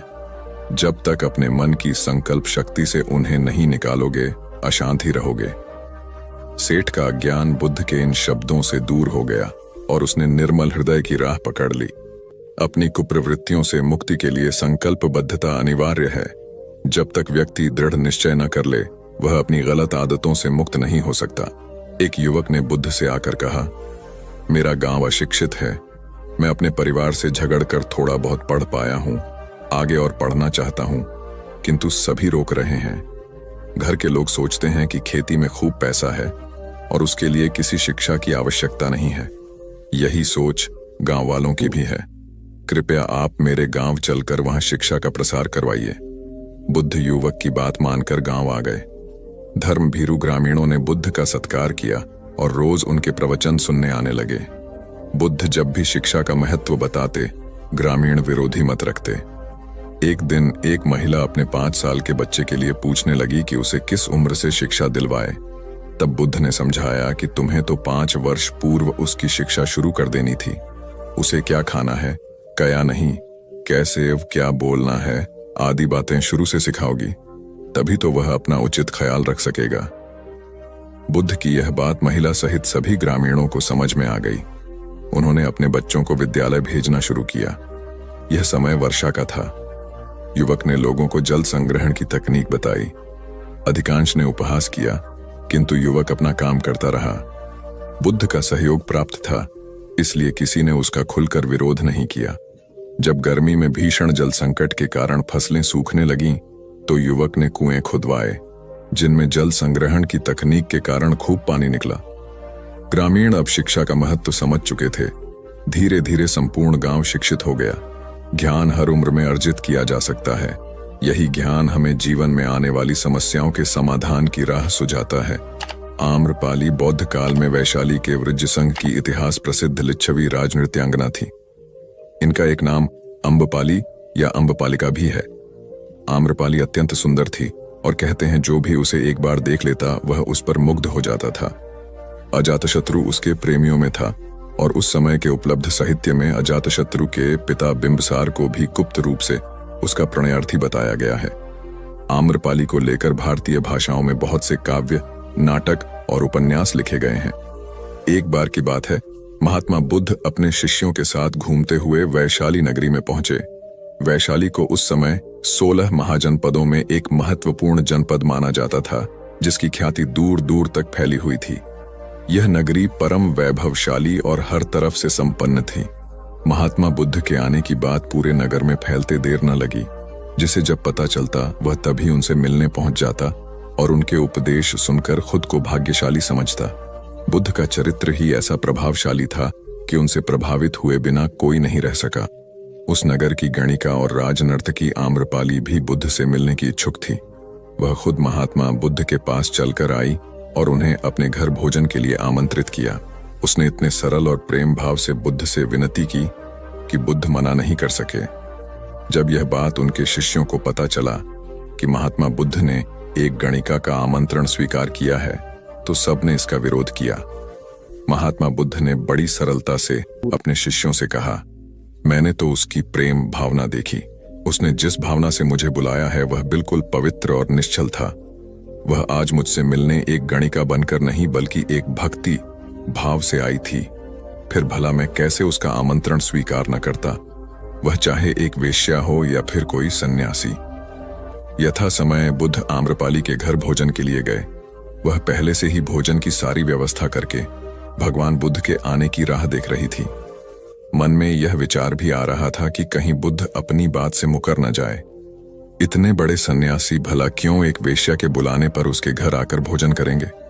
परंतु जैसे ही आम्रपाली ने बुद्ध को अपने घर आते देखा, उसकी प्रसन्नता का ठिकाना न रहा। वह दौड़कर दरवाजे पर गई और उनका स्वागत किया। खुद अपने हाथों से भोजन परोसा और उनकी आवभगत की।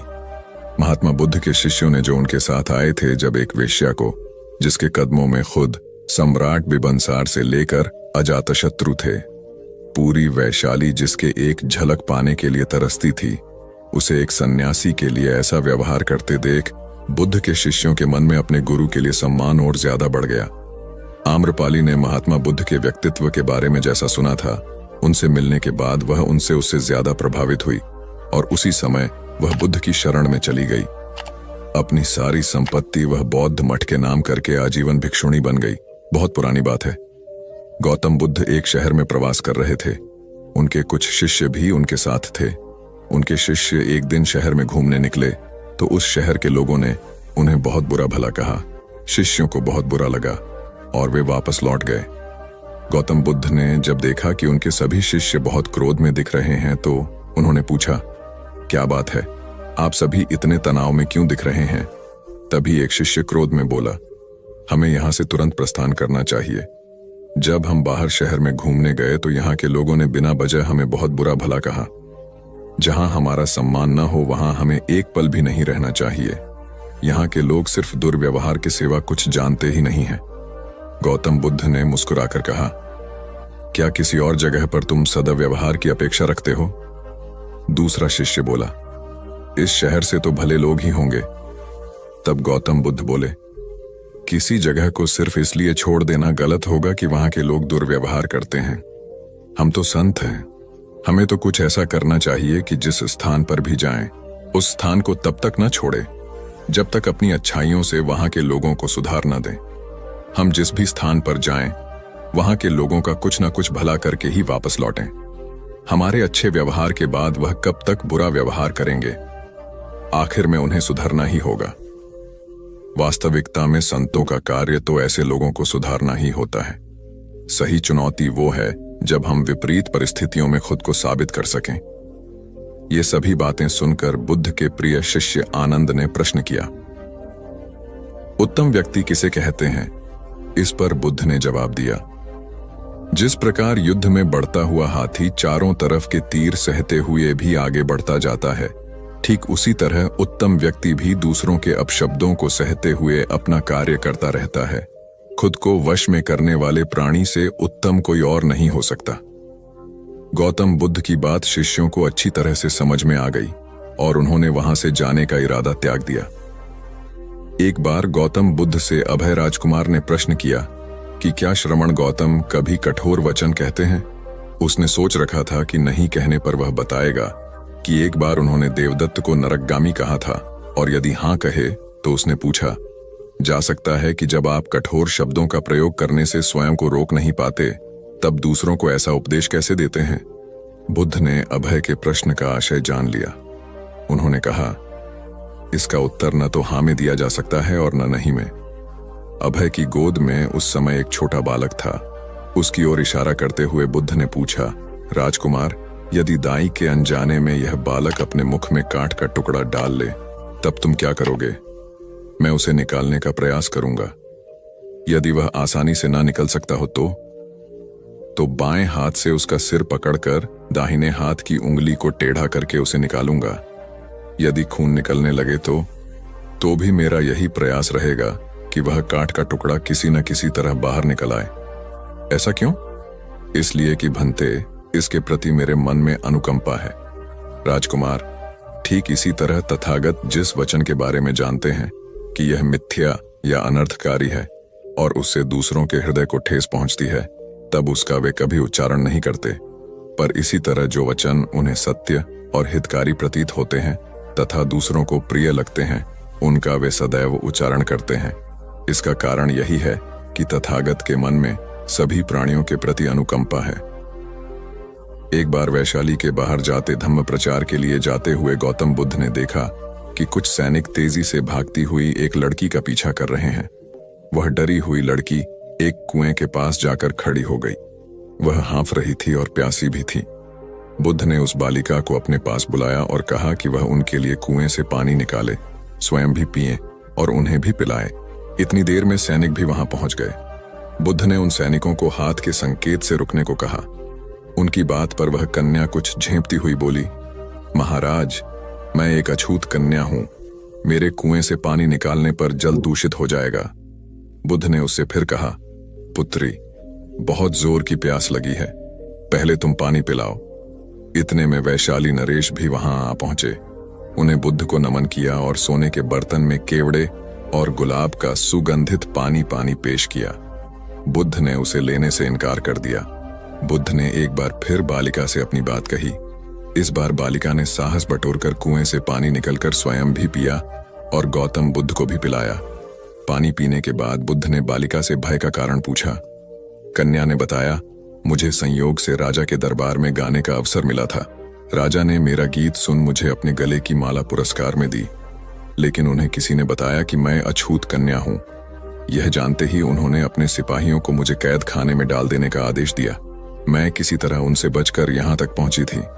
इस पर बुद्ध ने कहा, सुनो राजन, यह कन्या अछूत नहीं है, आप अछूत हैं। जिस बालिका के मधुर कंठ से निकले गीत का आपने आनंद उठाया, उसे पुरस्कार दिया, वह अछूत हो ही नहीं सकती। गौतम बुद्ध के सामने वह राजा लज्जित ही हो सकते थे। भगवान बुद्ध देव और मनुष्यों के शास्त्र थे, परंतु सबसे पहले वह मनुष्य थे। मनुष्य बढ़कर देवता बनता है, यह प्राचीन मान्यता थी। आज भी हम मनुष्यत्व के ऊपर देवत्व की बात करते हैं, परंतु बुद्ध ने इस क्रम को पलट दिया। उन्होंने कहा, यह जो मनुष्यता है वही देवताओं का सुगति प्राप्त करना कहलाती है। देवता जब सुगति प्राप्त करता है तब वह मनुष्य बनता है। देवताओं में विलास है, राग, द्वेष, ईर्ष्या और मोह भी वहां है। निर्वाण की साधना वहां नहीं हो सकती। इसके लिए देवताओं को मनुष्य बनना पड़ता है। मनुष्यों में ही देव पुरुष का आविर्भाव होता है, जिनको देवता नमस्कार करते हैं। मानवता धर्म का उपदेश देने वाले बुद्ध स्वयं मानवता के जीते जागते रूप थे।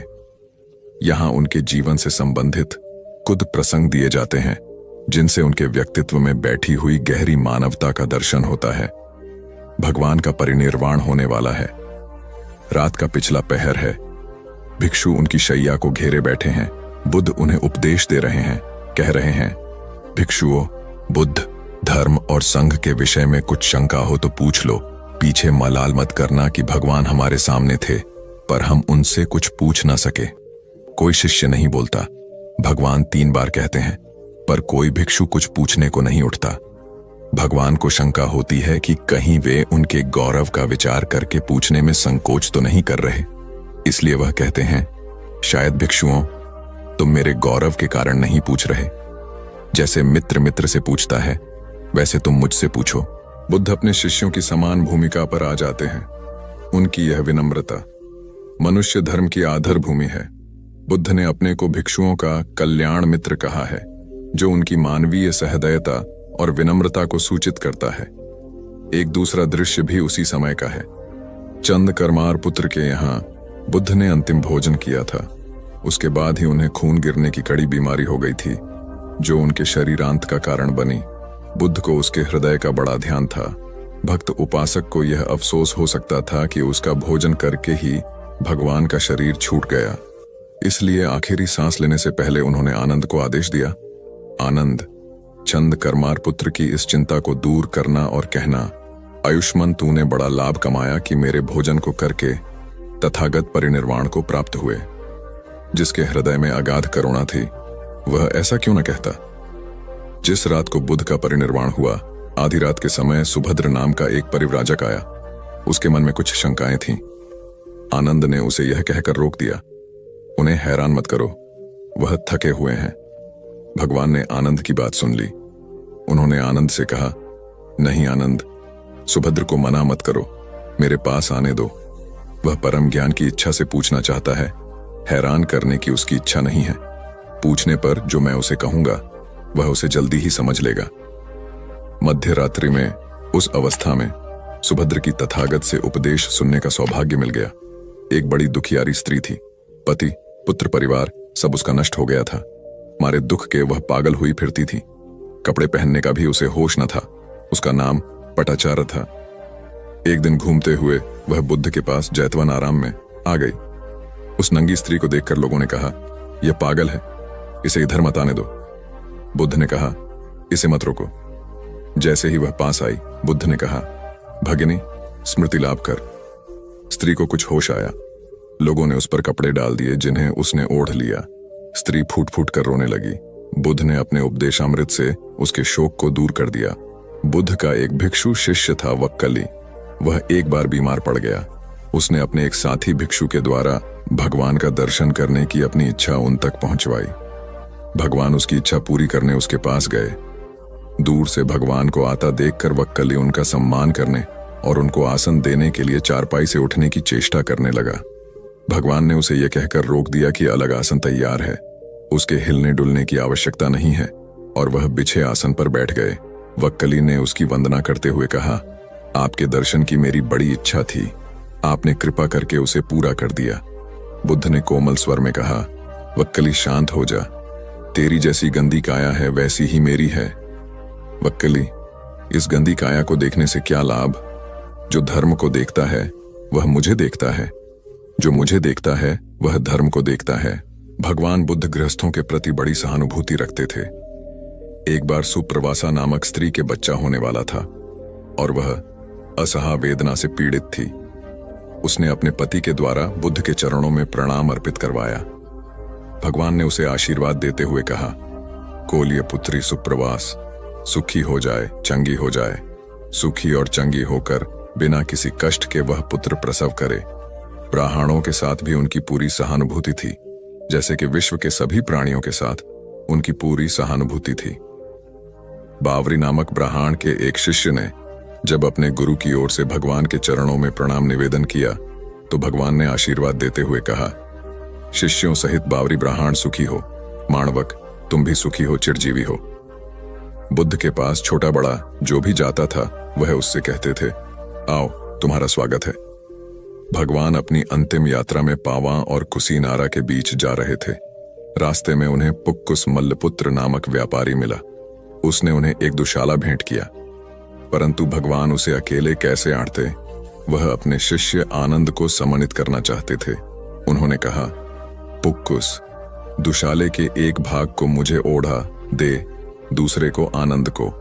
पुक्कुस ने ऐसा ही किया। भूल करने वालों के प्रति भी बुद्ध की अनुकंपा का पार न था। एक बार एक ब्राह्मण ने भगवान को वेरंजा में वर्षावास करने का निमंत्रण दिया। भगवान वहां गए, लेकिन वह ब्राह्मण बहुधंधी था। उसने उनकी कुछ भी सुध बुद्ध नहीं ली। बुद्ध को बड़ा कष्ट हुआ। उन्हें 3 महीने तक कुटा हुआ जौ रोज खाना पड़ था, क्योंकि उस समय वेरंजा में अकाल पड़ रहा था और वह भी उनको और उनके शिष्यों को घोड़ों के व्यापारियों से मिलता था। इतना होने पर भी वर्षावास की समाप्ति पर भगवान बुद्ध अन्यत्र जाने से पूर्व वेरंजा जाकर ब्राह्मण को आशीर्वाद देना नहीं भूले। भगवान बुद्ध के जीवन में ऐसी अनंत घटनाएं मिलती हैं। उनमें हमें उनकी मानवता के दर्शन होते हैं। उनके जीवन में कोमलता की पराकाष्ठा थी और उनकी वाणी में अपर्वु माधुर्य था जो सबको अपनी ओर खींचता था। उनके मुंह से क्रोध भरा शब्द कभी नहीं निकलता था। वह मनुष्य थे, परंतु मनुष्य की दुर्बलताओं से ऊपर उठ चुके थे। उनके व्यक्तित्व में मानवता की शुभ ज्योत्सना धर्म की स्थिति बनकर चमकी। महात्मा बुद्ध एक बार एक गांव से गुजरे। वहां के कुछ लोग उनसे शत्रुता रखते थे। उन्होंने उन्हें रास्ते में घेर लिया। बेतहाशा गालियां देकर अपमानित करने लगे। बुद्ध सुनते रहे। जब वे थक गए तो बोले, आपकी बात पूरी हो गई हो तो मैं जाऊं। वे लोग बड़े हैरान हुए। उन्होंने कहा, हमने तो तुम्हें गालियां दी, तुम क्रोध क्यों नहीं करते? बुद्ध बोले, तुमने देर कर दी। अगर 10 साल पहले आए होते तो मैं भी तुम्हें गालियां देता। तुम बेशक मुझे गालियां दो, लेकिन मैं अब गालियां लेने में असमर्थ हूं। सिर्फ देने से नहीं होता, लेने वाला भी तो चाहिए। जब मैं पहले गांव से निकला था तो वहां के लोग भेंट करने मिठाइयां लाए थे, लेकिन मैंने नहीं ली क्योंकि मेरा पेट भरा था। वे उन्हें वापस ले गए। बुद्ध ने थोड़ा रुककर कहा, जो लोग मिठाइयां ले गए उन्होंने मिठाइयों का क्या किया होगा? एक व्यक्ति बोला, अपने बच्चों, परिवार और चाहने वालों में बांटी होंगी। बुद्ध बोले, तुम जो गालियां लाए हो उन्हें मैंने नहीं लिया, क्या तुम इन्हें भी अपने परिवार और चाहने वालों में बांटोगे? बुद्ध के सारे विरोधी शर्मिंदा हुए और वे बुद्ध के शिष्य बन गए। एक बार महात्मा बुद्ध किसी गांव में गए। वहां एक स्त्री ने उनसे पूछा कि आप तो किसी राजकुमार की तरह दिखते हैं, आपने युवावस्था में गेरुआ वस्त्र क्यों धारण किया है? बुद्ध ने उत्तर दिया कि मैंने 3 प्रश्नों के हल ढूंढने के लिए संन्यास लिया है। बुद्ध ने कहा, हमारा शरीर युवा और आकर्षक है, लेकिन यह वृद्ध होगा, फिर बीमार होगा और अंत में यह मृत्यु को प्राप्त हो जाएगा। मुझे वृद्धावस्था, बीमारी और मृत्यु के कारण का ज्ञान प्राप्त करना है। बुद्ध की बात सुनकर स्त्री बहुत प्रभावित हो गई और उसने उन्हें भोजन के लिए आमंत्रित किया। जैसे ही ये बात गांव के लोगों को मालूम हुई तो सभी ने बुद्ध से कहा कि वे उस स्त्री के यहां न जाएं, क्योंकि वह स्त्री चरित्रहीन है। बुद्ध ने गांव के सरपंच से पूछा कि क्या यह बात सही है। सरपंच ने भी गांव के लोगों की बात में सहमति जताई। तब बुद्ध ने सरपंच का एक हाथ पकड़कर कहा कि अब ताली बजाकर दिखाओ। इस पर सरपंच ने कहा कि यह असंभव है, एक हाथ से ताली नहीं बज सकती। बुद्ध ने कहा कि ठीक इसी प्रकार कोई स्त्री अकेले ही चरित्रहीन नहीं हो सकती है।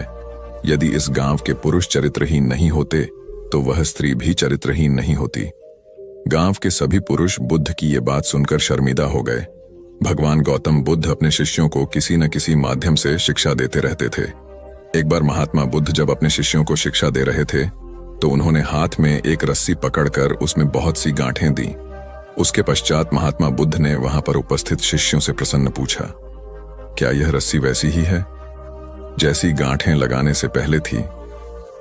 एक शिष्य ने महात्मा बुद्ध के प्रश्न का उत्तर दिया।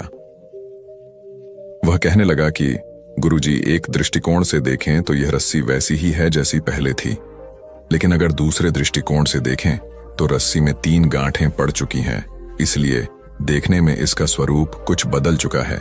लेकिन एक सत्य यह भी है कि बाहर से देखने पर चाहे इसका स्वरूप बदल चुका है, लेकिन भीतर से इसके बुनियादी रूप से यह पहले के जैसी ही है। शिष्य का उत्तर सुनकर महात्मा बुद्ध संतुष्ट हो गए। उसके पश्चात महात्मा बुद्ध ने कहा, मैं रस्सी की इन गांठों को खोल देता हूं। महात्मा बुद्ध रस्सी के दोनों सिरों को पूरी ताकत से खींचने लगे। फिर उन्होंने शिष्यों से प्रश्न किया कि क्या इससे गांठें खुल जाएंगी?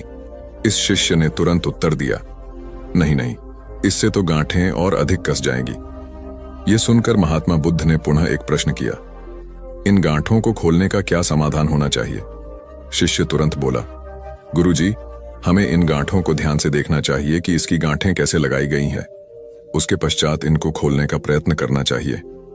शिष्य का उत्तर सुनकर महात्मा बुद्ध मुस्कुराते हुए बोले कि जीवन का यही सूत्र मैं आप लोगों को समझाना चाहता हूं। आप जीवन में जब कभी भी किसी समस्या में फंसे तो सबसे पहले उस समस्या का कारण ढूंढें और फिर उसका निवारण करें। व्यवहारिक जीवन में लोग समस्या का कारण जाने बिना ही उसका समाधान ढूंढने की कोशिश करते हैं, जिस कारण उनको उचित परिणाम नहीं मिल पाता।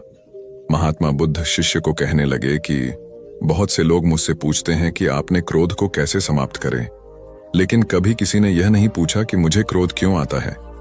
ऐसे ही लोग मुझसे पूछते हैं कि अहंकार को कैसे समाप्त करूं, लेकिन कोई यह जानने की कोशिश नहीं करता कि आखिर अहंकार का बीज उनके अंदर कैसे उत्पन्न हुआ। जैसे रस्सी में गांठें लगाने के बाद भी उसका वास्तविक स्वरूप नहीं बदलता, वैसे ही व्यक्ति में चाहे जैसे भी अवगुण पैदा हो जाए, उसके अंदर की अच्छाई कभी समाप्त नहीं होती।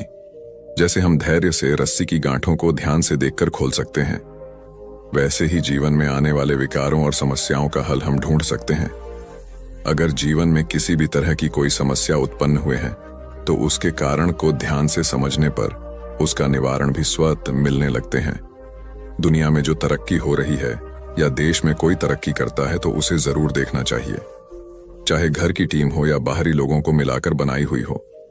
जहां जहां अच्छे समूह बन गए वहां वहां तरक्की हो गई। ऐसा ही देखा गया है। आपके आसपास जितने लोग तरक्की पसंद हैं वो मिलकर ही काम करते होंगे। उनका टीम वर्क अच्छा होगा। एक परिवार था, वो गरीब था, खाने को कुछ नहीं था।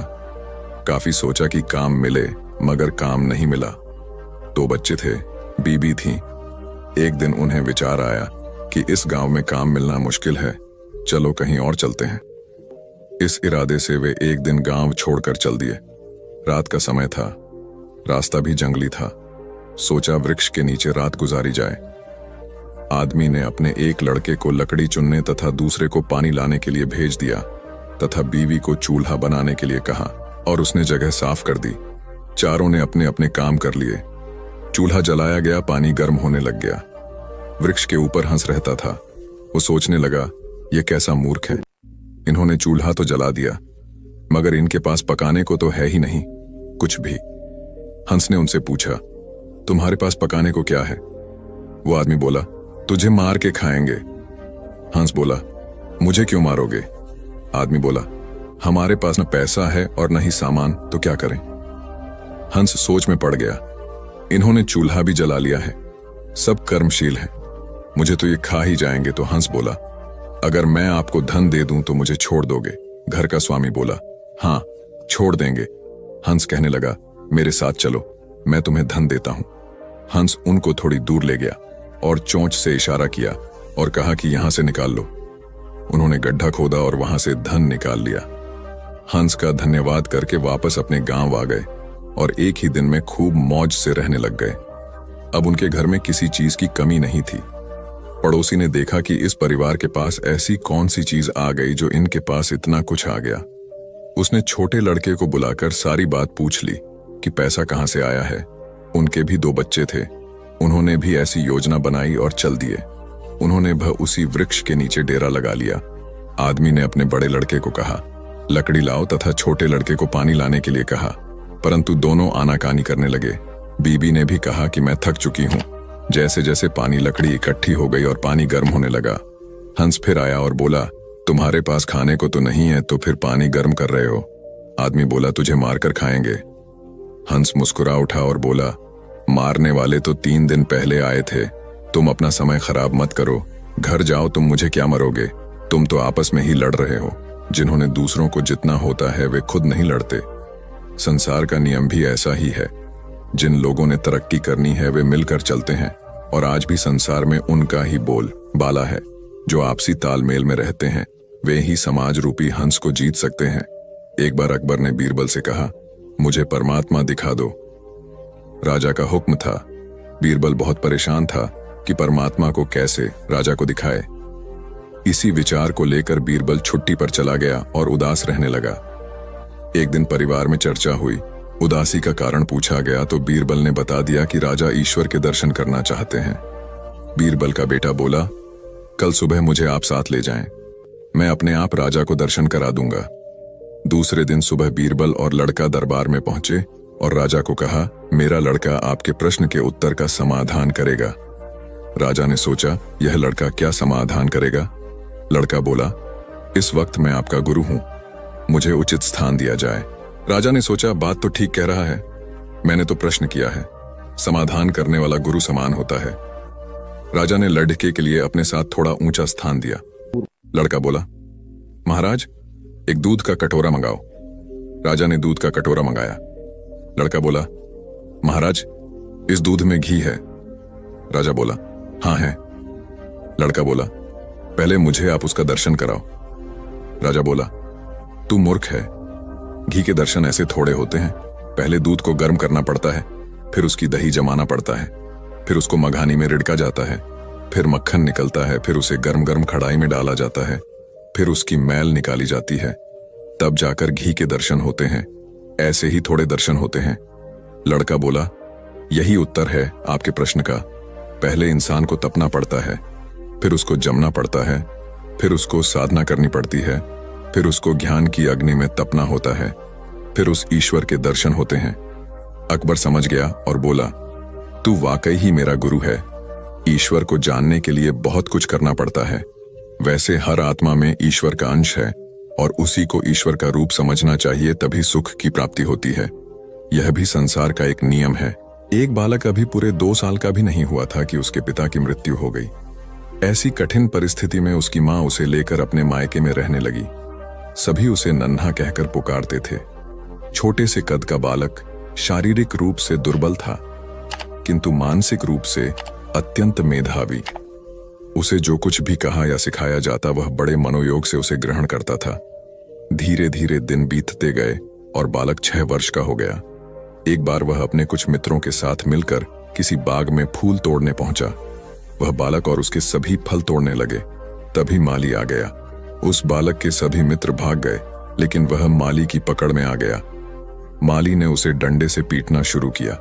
नन्हा मार खाता रहा और फिर धीमी आवाज में माली से बोला, मेरे पिता इस दुनिया में नहीं है, इसलिए तुम मुझे इस तरह मार रहे हो। बालक की बात सुनकर माली का हाथ रुक गया। माली शांत होकर बोला, बेटा, तुम्हारे पिता के न होने से तुम्हारी जिम्मेवारी और अधिक बढ़ जाती है कि तुम कोई गलत काम नहीं करो। यह सुनकर नन्हा बालक फूट फूट कर रो पड़ा और फिर कभी गलत काम न करने का संकल्प लिया।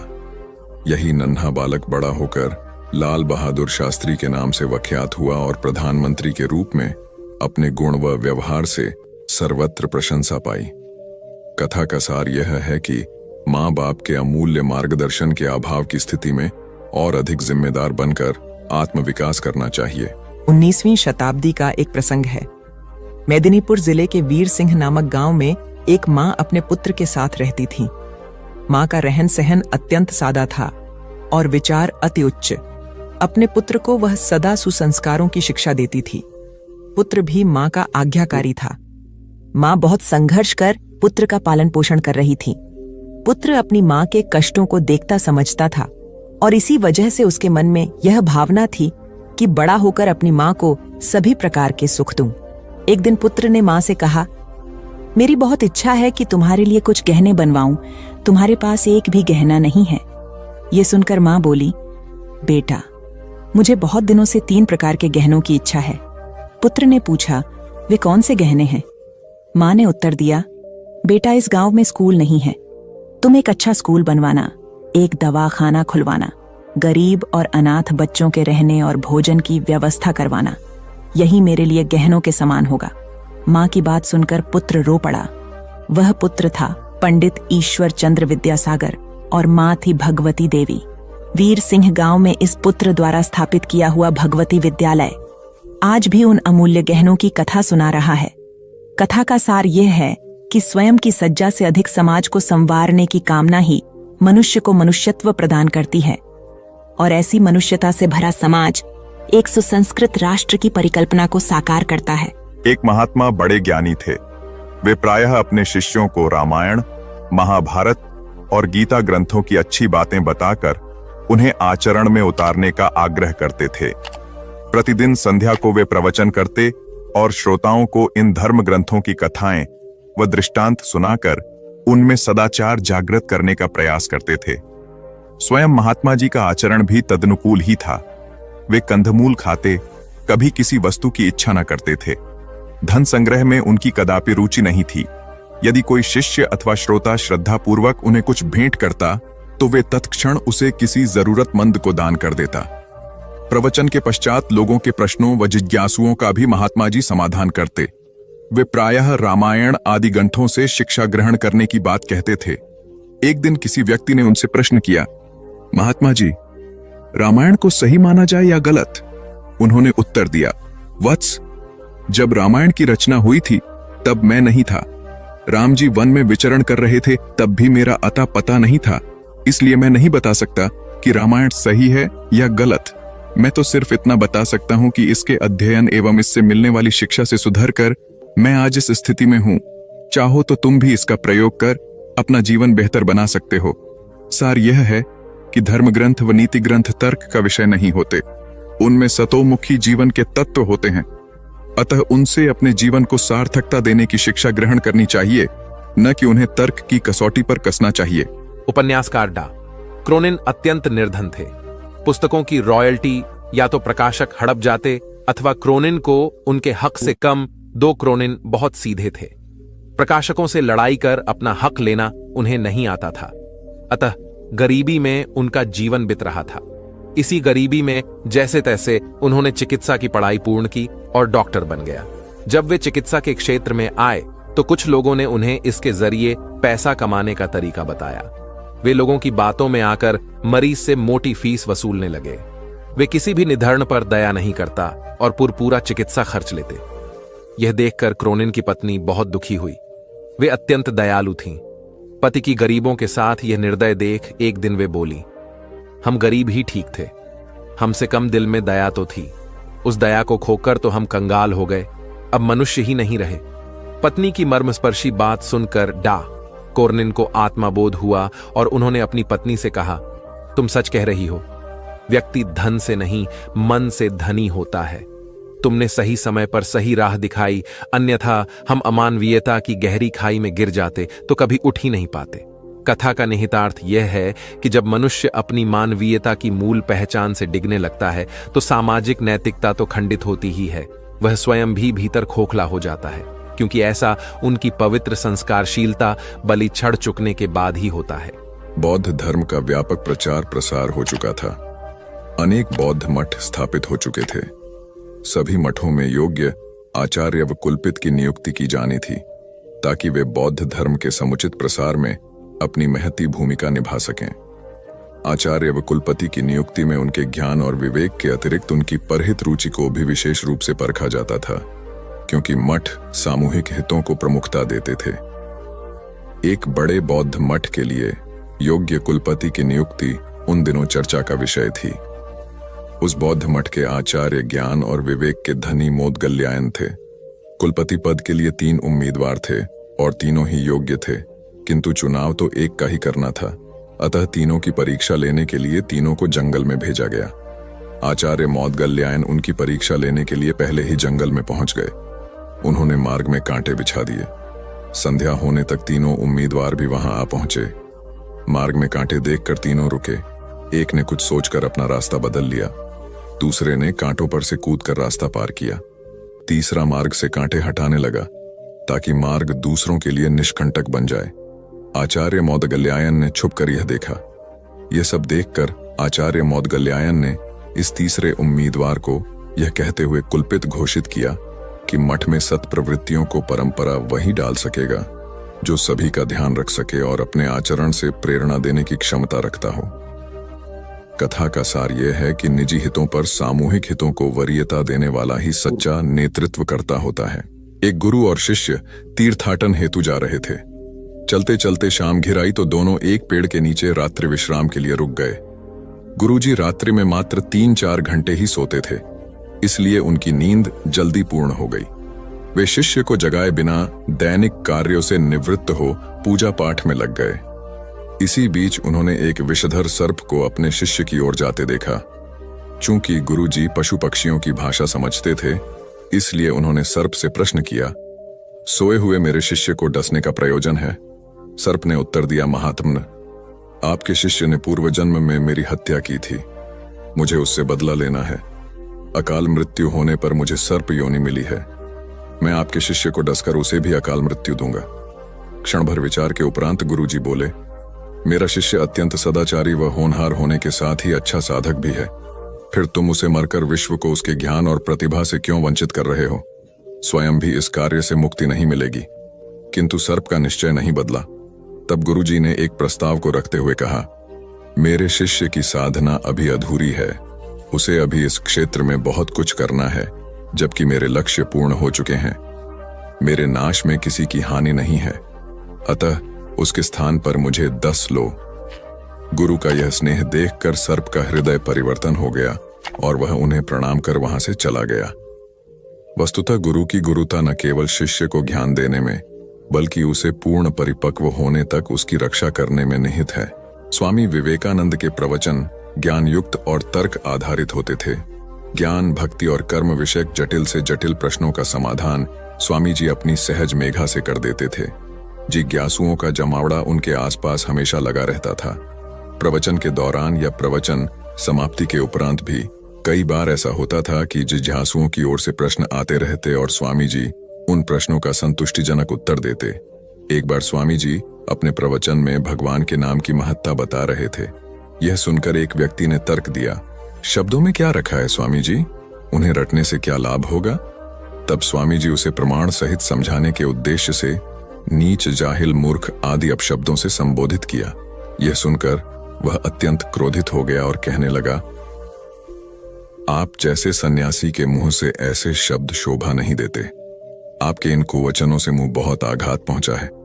तब स्वामी जी बोले, भाई वे तो शब्द मात्र थे। आपने ही कहा कि शब्दों में क्या रखा है। मैंने भी तो आपको मात्र शब्द ही कहे, कोई पत्थर तो नहीं मारे। स्वामी जी की बात सुनकर उस व्यक्ति को अपने प्रश्न का जवाब मिल गया कि अब शब्द क्रोध का सकते हैं तो प्रिय वचन भी आशीर्वाद और कृपा दिला सकते हैं। वस्तुतः शब्द की महिमा अपरंपार है। अप्रिय वाणी मर्म भेदी होती है और मधुर वाणी मरहम का काम करती है। इसलिए प्रथम स्थिति में अपयश और दूसरी स्थिति में सम्मान व शुभाशीष मिलती है। एक जंगल में 3 दोस्त बड़े आनंद से रहते थे, कछुआ, हिरण और कौआ। जंगल में सभी प्रकार के प्राणी और पक्षी भी रहते थे, लेकिन उनके जैसा कोई न था। एक दिन हिरणी बोली, अरे वही बैठे बैठे मैं बोर हो गई हूं, चलिए कोई ऐसा खेल खेलते हैं जिसमें सभी को मजा आ जाए। कछुआ और कौआ बोला, हाँ दोस्तों, वही बैठे बैठे का खेल खेलकर बोर हो चुके हैं, अब कुछ नया खेल खेलेंगे। कौवे को हिरण बोली, ठीक है, तो तुम एक बड़े से पेड़ पर बैठकर आंखें बंद करके 10 तक गिनती करो और हम दोनों छुपेंगे। उसके बाद तुम हमें ढूंढना। ढूंढने पर जो भी पहला मित्र दिखेगा वो तुम्हारी जगह पर 10 तक गिनती करेगा और तुम छुप जाना। कौआ गिनती करने लगा, हिरण और कछुआ छुपने लगे। इसी तरह खेल चलता रहा। जब खेल खेल कर तीनों मित्र थक गए, तब एक जगह बैठकर बातें करने लगे। उतने में एक शिकारी वहां से गुजर रहा था। तभी उसकी नजर हिरण, कौआ और कछुए पर पड़ी। शिकारी ने जैसे ही तीनों मित्रों को देखा, उन्हें पकड़ने के लिए दौड़ा। खतरे का आभास होते ही हिरण और कौआ रफू चक्कर हो गए, यानी कि वहां से भाग गए। कछुए को आभास हुआ, परंतु कछुए की चाल धीरे होने के कारण शिकारी के हाथ लग गया और शिकारी उसे अपने कपड़े में बांध कर ले जाने लगा। शिकारी मन ही मन खुश हो गया। हिरण नहीं तो कछुआ ही सही, रात का तो प्रबंध हो गया, यह कहकर वहां से जाने लगा। उधर हिरण और कौआ अपने मित्र को ऐसे शिकारी के कैद में देखकर दुखी होने लगे। तभी शिकारी भोजन में कछुए को खाने वाला है। यह सुनकर हिरण और कौवे ने एक योजना बनाई। कौवे ने हिरण को कहा कि जैसे ही शिकारी यहां से जब जाने लगेगा, तब तुम उसके सामने जाना। जब शिकारी तुम्हें देखेगा तो अपनी पोटली जमीन पर रखकर तुम्हें पकड़ने के लिए जैसे ही दौड़ेगा, मैं जमीन पर रखी हुई पोटली पकड़कर उड़ जाऊंगा और तुम वहां से भाग जाना। जैसे ही शिकारी वहां से जाने लगा, हिरनी उसके सामने आ गई। शिकारी ने हिरनी को पकड़ने के लिए पोटली जैसे ही जमीन पर रखी, कौआ अपनी चोंच में पोटली पकड़कर उड़ गया। शिकारी हिरण को पकड़ने के लिए दौड़ा और पीछे मुड़कर देखा, कौआ पोटली चोंच में पकड़कर उड़ रहा था और इधर हिरण पलक झपटे ही भाग गई। शिकारी निराश होकर घर लौट गया। कौवे ने पोटली को महफूज जगह पर रखा और कछुए को शिकारी के चंगुल से आजाद कराया और तीनों मित्र आनंद से रहने लगे। इससे हमें यह सीख मिलती है कि असली दोस्ताना वही जो समय पर काम आए। एक किसान था जिसके 2 बेटे थे। वह बहुत ही आलसी और निकम्मे थे। वह अपने पिता को कामकाज में हाथ बटाने के बजाय आलस किया करते थे, इधर उधर घूमते फिरते थे। किसान को अपने बेटों की बहुत फिक्र थी। वह सोचते थे कि मेरे मरने के बाद इनका क्या होगा, ये अपना पेट कैसे भरेंगे, अपने परिवार को कैसे संभाल पाएंगे। एक दिन किसान की हालत बहुत ही गंभीर थी, कहने का मतलब किसान मरने की हालत में था। तभी किसान ने अपने दोनों बेटों को बुलाकर उनसे कहा कि हमारे खेत में एक खजाना गड़ा हुआ है, लेकिन वह किस जगह है उसकी जानकारी मुझे भी नहीं है, लेकिन खोदने के बाद तुम्हें वो खजाना मिल जाएगा। इतना कहकर किसान भगवान को प्यारे हो गए। खजाने की खबर सुनकर दोनों बेटों के मन में लालच आ गया और वो दोनों खेत पर चले गए और खेत को खोदने लगे। खजाने के लालच में कुछ ही दिनों में पूरे खेत को खोदने के बाद वह घर जाकर बैठ गए और वह अपने पिता को कोसने लगे। इसी तरह कुछ महीने बीत गए और वर्षा ऋतु का आगमन हुआ। किसान के बेटों के पास पेट भरने के लिए सिर्फ एक ही जरिया था, वो थी खेती। तब बाकी किसानों की तरह किसान के बेटों ने खेत में बीज बोने शुरू कर दिए। वर्षा का पानी पाकर वह बीज अंकुरित हुए और देखते ही देखते खेत लहराने लगे। ऐसा लग रहा था कि हवा के झोंके से लहरा रहे थे। यह देखकर किसान के बेटे बहुत खुश हो गए। उनको समझ आ गया कि परिश्रम ही सच्चा धन होता है। और वो उसी तरह से अपने पिता के शब्दों का मोल भी समझ गए और अपने कामकाज में लग गए। यही कहानी आज हम सबकी भी है। मित्रों, इसी पेड़ की तरह हमारे माता पिता भी होते हैं। जब हम छोटे होते हैं तो उनके साथ खेलकर बड़े होते हैं और बड़े होकर उन्हें छोड़कर चले जाते हैं और तभी वापस आते हैं जब हमें कोई जरूरत होती है। धीरे धीरे ऐसे ही जीवन बीत जाता है। हमें पेड़ रूपी माता पिता की सेवा करनी चाहिए, ना कि सिर्फ उनसे फायदा लेना चाहिए। इस कहानी में हमें दिखाई देता है कि उस पेड़ के लिए वह बच्चा बहुत महत्वपूर्ण था और वह बच्चा बार बार जरूरत के अनुसार उस सेब के पेड़ का उपयोग करता था, ये सब जानते हुए भी कि वह उसका केवल उपयोग ही कर रहा है। इसी तरह आजकल हम भी हमारे माता पिता का जरूरत के अनुसार उपयोग करते हैं और बड़े होने पर उन्हें भूल जाते हैं। हमें हमेशा हमारे माता पिता की सेवा करनी चाहिए, उनका सम्मान करना चाहिए और हमेशा, भले ही हम कितने भी व्यस्त क्यों ना हो, उनके लिए थोड़ा समय तो भी निकलते रहना चाहिए। एक समय की बात है, एक बार गौतम बुद्ध अपने शिष्यों के साथ बैठे हुए थे। तभी वहां एक व्यक्ति आया जो बहुत क्रोध में था और गौतम बुद्ध के पास आकर बहुत भला बुरा कहने लगा। गौतम बुद्ध के शिष्यों को बहुत गुस्सा आया, पर गौतम बुद्ध एकदम शांत थे। वह व्यक्ति वहां से चला गया। फिर अगले दिन वह दोबारा आ गया और आज तो वह और भी ज्यादा गुस्से में था और गौतम बुद्ध को और भी बुरा कहने लगा। परंतु आज भी गौतम बुद्ध एकदम शांत थे और मुस्कुरा रहे थे, पर गौतम बुद्ध के शिष्यों को बहुत गुस्सा आया। वह व्यक्ति कुछ देर चिल्लाता रहा, फिर चला गया। अगले दिन वह व्यक्ति फिर आया और आज तो हद ही कर दी उसने। आकर गौतम बुद्ध को गाली देने लगा। गौतम बुद्ध के शिष्यों को बहुत गुस्सा आया, परंतु आज भी गौतम बुद्ध एकदम शांत थे। इतना कुछ चलता रहा और बुद्ध मुस्कुरा रहे थे। यह क्रम कुछ दिन चलता रहा। फिर उस व्यक्ति ने आना छोड़ दिया। तब उनके एक शिष्य ने पूछा, गुरुजी, आप चाहते तो पहले दिन ही उस व्यक्ति को भगा सकते थे, पर आपने ऐसा क्यों नहीं किया?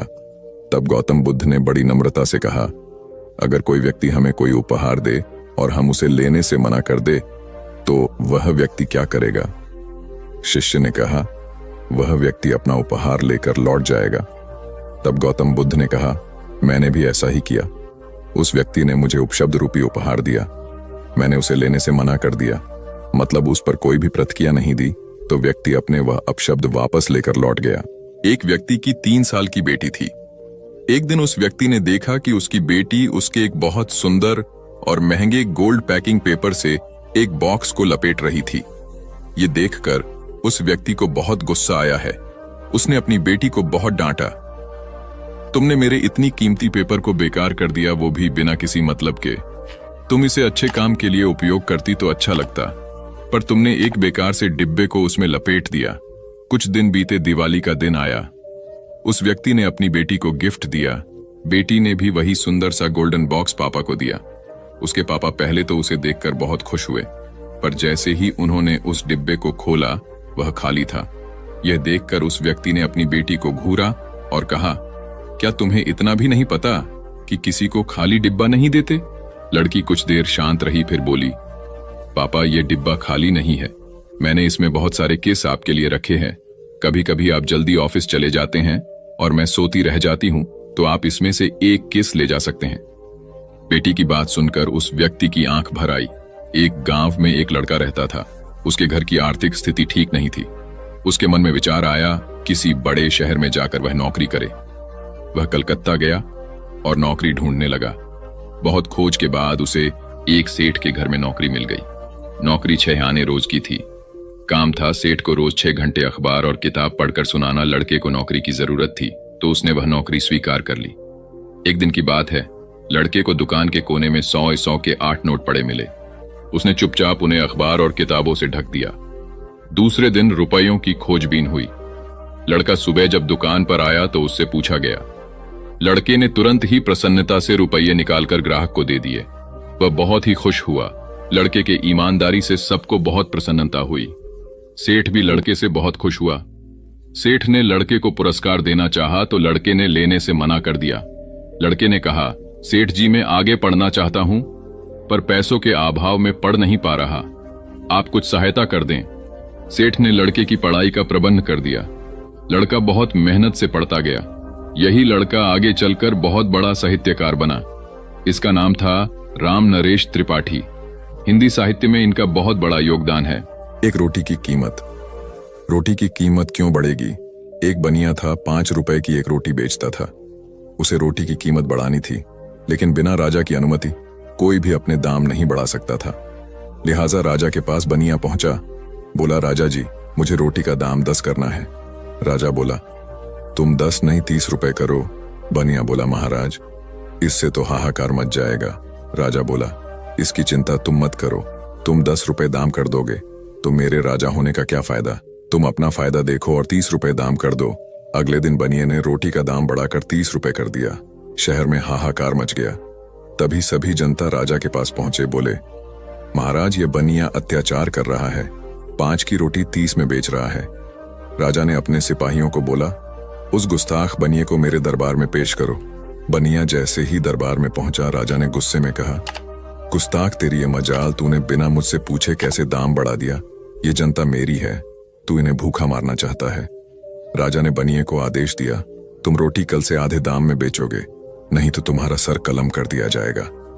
राजा का आदेश सुनते ही पूरी जनता ने जोर से बोला, महाराज की जय हो, महाराज की जय हो, महाराज की जय हो। नतीजा सुनिए, अगले दिन से 5 की रोटी 15 में बिकने लगी। अब जनता भी खुश, बनिया भी खुश और राजा भी खुश।